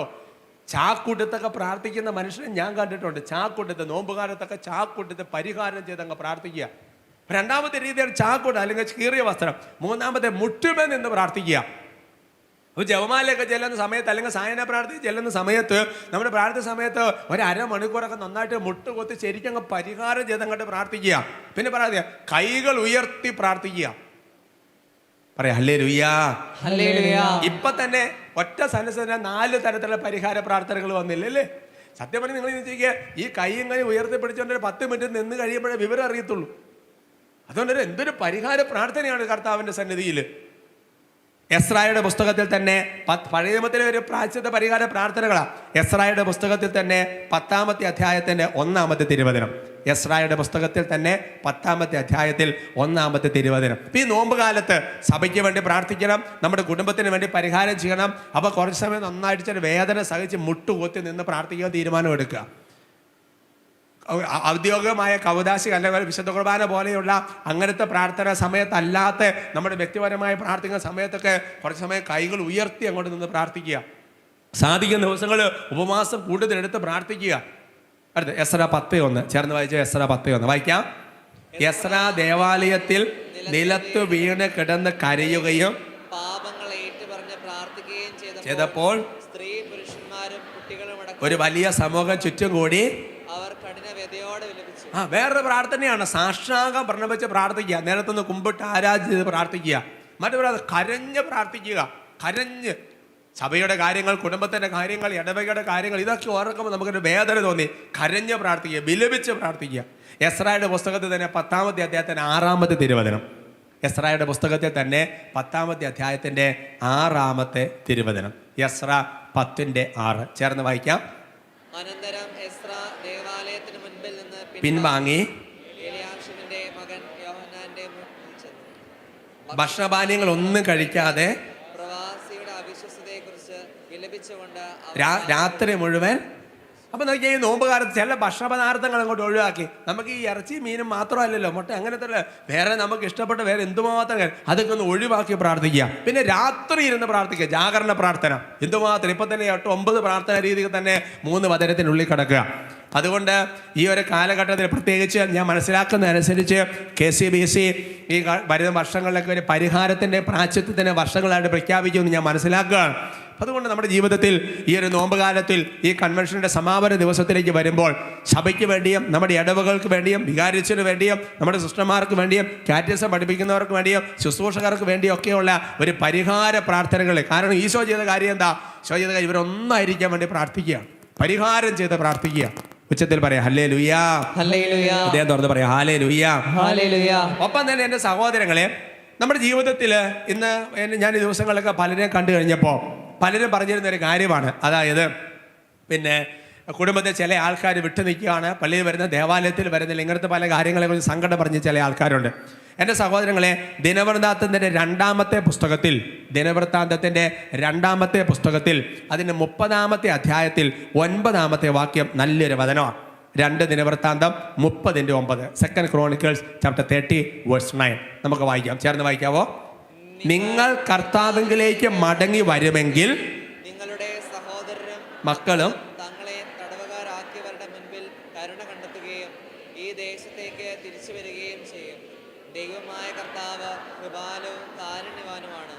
നിങ്ങൾ മടങ്ങി വന്നാൽ അവിടുന്ന് നിങ്ങളിൽ നിന്ന് മുഖം തിരിക്കുകയില്ല. അതിന്റെ പശ്ചാത്തലം എന്ന് പറഞ്ഞാൽ ഹെസക്കിയ രാജാവാണ് കഥാപാത്രം. ഹെസക്കിയ രാജാവ് മുൻ രാജാക്കന്മാരിൽ നിന്ന് വ്യത്യസ്തനായി ഒരു നവോത്ഥാനത്തിന് വേണ്ടിയൊക്കെ പരിശ്രമിച്ച് ദേവാലയം വിശുദ്ധീകരിച്ചു, ജനത്തെ ശുദ്ധീകരിച്ചു, പുരോഹിതരെ ലേവരെ വിളിച്ചുകൂട്ടി. എന്നിട്ട് ജനത്തോട് പറയുകയാണ്, നിങ്ങൾ കർത്താവിലേക്ക് മടങ്ങി വന്നാൽ. ഇപ്പം നിങ്ങളുടെ സഹോദരന്മാര്, നിങ്ങളുടെ ബന്ധപ്പെട്ടവര്, നിങ്ങളുടെ കുടുംബാംഗങ്ങൾ പലരും ഇപ്പോൾ അടിമത്തത്തിൽ കിടക്കുവാണ്. എന്നിട്ട് പറയാ, നിങ്ങൾ ദേവാലയത്തിലേക്ക് വരാൻ തുടങ്ങിയാൽ അവരും മടങ്ങി വരുമെന്ന് പറഞ്ഞ ഹല്ലേലൂയാ, ഹല്ലേലൂയ. വിശ്വസിക്കണം സഹോദരങ്ങളെ, വിശ്വസിക്കണം. അപ്പൊ അനേകം പേര് നമ്മുടെ കുടുംബങ്ങളിൽ നിന്ന് ആത്മീയ കാര്യങ്ങൾ വിട്ടു നിൽക്കുന്നുണ്ടെങ്കിൽ കർത്താവിന്റെ അനുഭവം വെളിപ്പെടുത്തുക, നമ്മൾ മടങ്ങി വരാൻ തുടങ്ങിയാൽ അവരെ മടക്കി കൊണ്ടുവരും ദൈവം. അതാണ് വചനം. നിങ്ങൾ മടങ്ങി വരാൻ തുടങ്ങിയാൽ അവരെ അടിമത്തത്തിൽ നിന്ന് കർത്താവ് തിരിച്ചു കൊണ്ടുവരും എന്നാണ് വചനത്തിന്റെ വെളിപ്പെടുത്തൽ. യോഹന്നാൻ 17-ാമത്തെ അധ്യായത്തിൽ വചനം വെളിപ്പെടുന്നത് അതല്ലേ, 17-15 മുതൽ 19 വരെയുള്ള വാക്യങ്ങളിൽ അവർ വിശുദ്ധീകരിക്കപ്പെടേണ്ടത് ഞാൻ എന്നെ തന്നെ ഞാൻ എന്നെ തന്നെ വിശുദ്ധീകരിച്ചു. ജോഷുവ 3:5 നിങ്ങൾ നിങ്ങളെ തന്നെ ശുദ്ധീകരിക്കുക, നാളെ കർത്താവ് നമ്മുടെ ഇടയിൽ വലിയൊരു അത്ഭുതം പ്രവർത്തിക്കും. അതാണ് 1 Corinthians 7:14 വചനം പഠിപ്പിക്കുന്നത്. അവിശ്വാസിയായ ഭർത്താവ് ഭാര്യ മുഖേനയും അവിശ്വാസിനിയായ ഭാര്യ ഭർത്താവ് മുഖേനയുമാണ് വിശുദ്ധീകരിക്കപ്പെടുന്നത്. അതുകൊണ്ട് വിശ്വാസത്തിൽ നിന്ന് വ്യതിചലിക്കുന്ന ഇടവകയിൽ ഒരാളുണ്ടെങ്കിൽ നമ്മൾ ദേവാലയത്തേക്ക് കൂടുതൽ വരാൻ തുടങ്ങിയാൽ, ഞാൻ കഴിഞ്ഞ നാളുകൾ വായിച്ചൊരു പുസ്തകത്തിൽ ഓർക്കാണ്, പ്രാർത്ഥിക്കാത്ത മനുഷ്യർക്ക് പകരമായി നീ എൻ്റെ സന്നിധിയിൽ വന്നിരുന്നാൽ അവരെ ഞാൻ കൂട്ടിക്കൊണ്ടുവരും. കർത്താവിന്റെ വെളിപ്പെടുത്തലാണ്. അവർക്ക് പറയാം ഹല്ലേലൂയാ, പ്രൈസ് ദി ലോർഡ്. അതുകൊണ്ട് എൻ്റെ സഹോദരങ്ങളെ, ഈ ഒരു കൺവെൻഷൻ്റെ സമാപന ദിവസത്തിലേക്ക് നമ്മൾ ഇതിൻ്റെ ഒരു അവസാന മണിക്കൂറിൽ പ്രവേശിക്കുമ്പോൾ നമ്മുടെ ജീവിതത്തിൽ വലിയൊരു ഏക മനസ്സ്, ഏക മാർഗവും വരണം. നമ്മുടെ കുടുംബങ്ങൾ അനുഗ്രഹം പ്രാപിക്കണമെങ്കിൽ അത് വചനം വ്യക്തമായിട്ട് വെളിപ്പെടുത്തുക. നിങ്ങൾക്കും നിങ്ങളുടെ കാലശേഷം നിങ്ങളുടെ സന്തതികൾക്ക് നന്മ വരണമെന്നുണ്ടെങ്കിൽ ഏക മനസ്സും ഏക മാർഗവും ഞാൻ തരാം, അത് മേടിക്കാനാണ് പറയുന്നത്. ഒരു കാര്യം ഉറപ്പാണ്, നമ്മുടെ കുടുംബത്തിൽ അങ്ങനെ അല്ലെങ്കിൽ മക്കളിലേക്ക് നന്മ വരുന്നില്ല എന്നുള്ളതാണ് അതിൻ്റെ സൂചന എന്ന് പറയുന്നത്. അപ്പോൾ ഈ ഇടവക അത് വെച്ചുകൊണ്ട് ഇടവകയിലെ കാര്യം നമ്മുടെ കുടുംബം എല്ലാ കാര്യങ്ങളും അത് വെച്ച് ചിന്തിക്കണം. അവിടെ നമ്മൾ ചെയ്യേണ്ട 4 കാര്യങ്ങളെക്കുറിച്ചാണ് ഞാൻ വചനത്തിൽ. ഒരുമിച്ച് അധ്വാനിക്കണം, ഒരുവൻ വീണാൽ അവനെ താങ്ങിക്കൊടുക്കണം, അത് കൂട്ടായ്മ നമ്മളെ ജ്വലിപ്പിക്കുക, സഭായോഗങ്ങളൊന്നും ഉപേക്ഷിക്കരുത്. എന്നിട്ട് പറയുകയാണ്, പിശാചിനോട് ചേർത്ത് നിൽക്കാൻ വേണ്ടി കഴിയും. ഈ ഒരു സാഹചര്യത്തിൽ നമ്മൾ ചെയ്യേണ്ടത് എന്താണ്? ഒന്നാമത്തെ കാര്യം ഈശോ ചെയ്ത കാര്യം, ഒരുപാട് പ്രാർത്ഥനകൾ ഉയർത്തണം. സഭയ്ക്ക് വേണ്ടി, ഇടവകയ്ക്ക് വേണ്ടി, കുടുംബത്തിന് വേണ്ടി, വികാരിയച്ഛന് വേണ്ടി, സിസ്റ്റർമാർക്ക് വേണ്ടി, അല്ലെങ്കിൽ ശുശ്രൂഷ ചെയ്യുന്നവർക്ക് വേണ്ടി, വിട്ടുനിൽക്കുന്നവർക്ക് ഒരുപാട് പ്രാർത്ഥനകൾ ഉയർത്തണം. ആ പ്രാർത്ഥന വളരെ പ്രധാനപ്പെട്ട പ്രാർത്ഥന, യാമപ്രാർത്ഥനകൾ, ജപമാല, ഇതുപോലുള്ള പ്രാർത്ഥനകൾ ധാരാളം ചൊല്ലി കുടുംബത്തിന് വേണ്ടിയും അതേപോലെ തന്നെ സമൂഹങ്ങൾക്ക് വേണ്ടിയും പ്രാർത്ഥിക്കണം. അത് മാത്രം പോരാ, പിന്നെ ചെയ്യേണ്ട കാര്യം എന്താ? നമ്മൾ കുറച്ച് പരിഹാര പ്രാർത്ഥനകളിലേക്ക് വരണം. അതാണ് മുട്ടുകുത്തി പ്രാർത്ഥിക്കുക, സാഷ്ടാംഗം പ്രണമിച്ച് പ്രാർത്ഥിക്കുക, കൈകൾ ഉയർത്തി പ്രാർത്ഥിക്കുക, ചാക്കൊടുത്ത് പ്രാർത്ഥിക്കുക, കരഞ്ഞ് പ്രാർത്ഥിക്കുക, വർഷവാനങ്ങൾ ഉപേക്ഷിച്ച് പ്രാർത്ഥിക്കുക, ഉറക്കം ഉപേക്ഷിച്ച്. നിങ്ങൾ ഇത് ചോദിക്കേ, നമ്മൾ ഇപ്പോൾ ഉദാഹരണം പറഞ്ഞാൽ രാത്രി ഒരു 12 മണിക്ക് അലാറം വെച്ച് എഴുന്നേറ്റ് ഒരു 1 മണി വരെ ഇരുന്ന് പ്രാർത്ഥിച്ചിട്ട് കിടന്നു പോയി എൻ്റെ സഹോദരങ്ങൾ, അതിൻ്റെ വ്യത്യാസം വരും. പരിഹാര പ്രാർത്ഥനയ്ക്ക് അത്രയും വിലയുണ്ട് കർത്താവിൻ്റെ സന്നിധിയിൽ. പറയാം ഹല്ലേലൂയാ.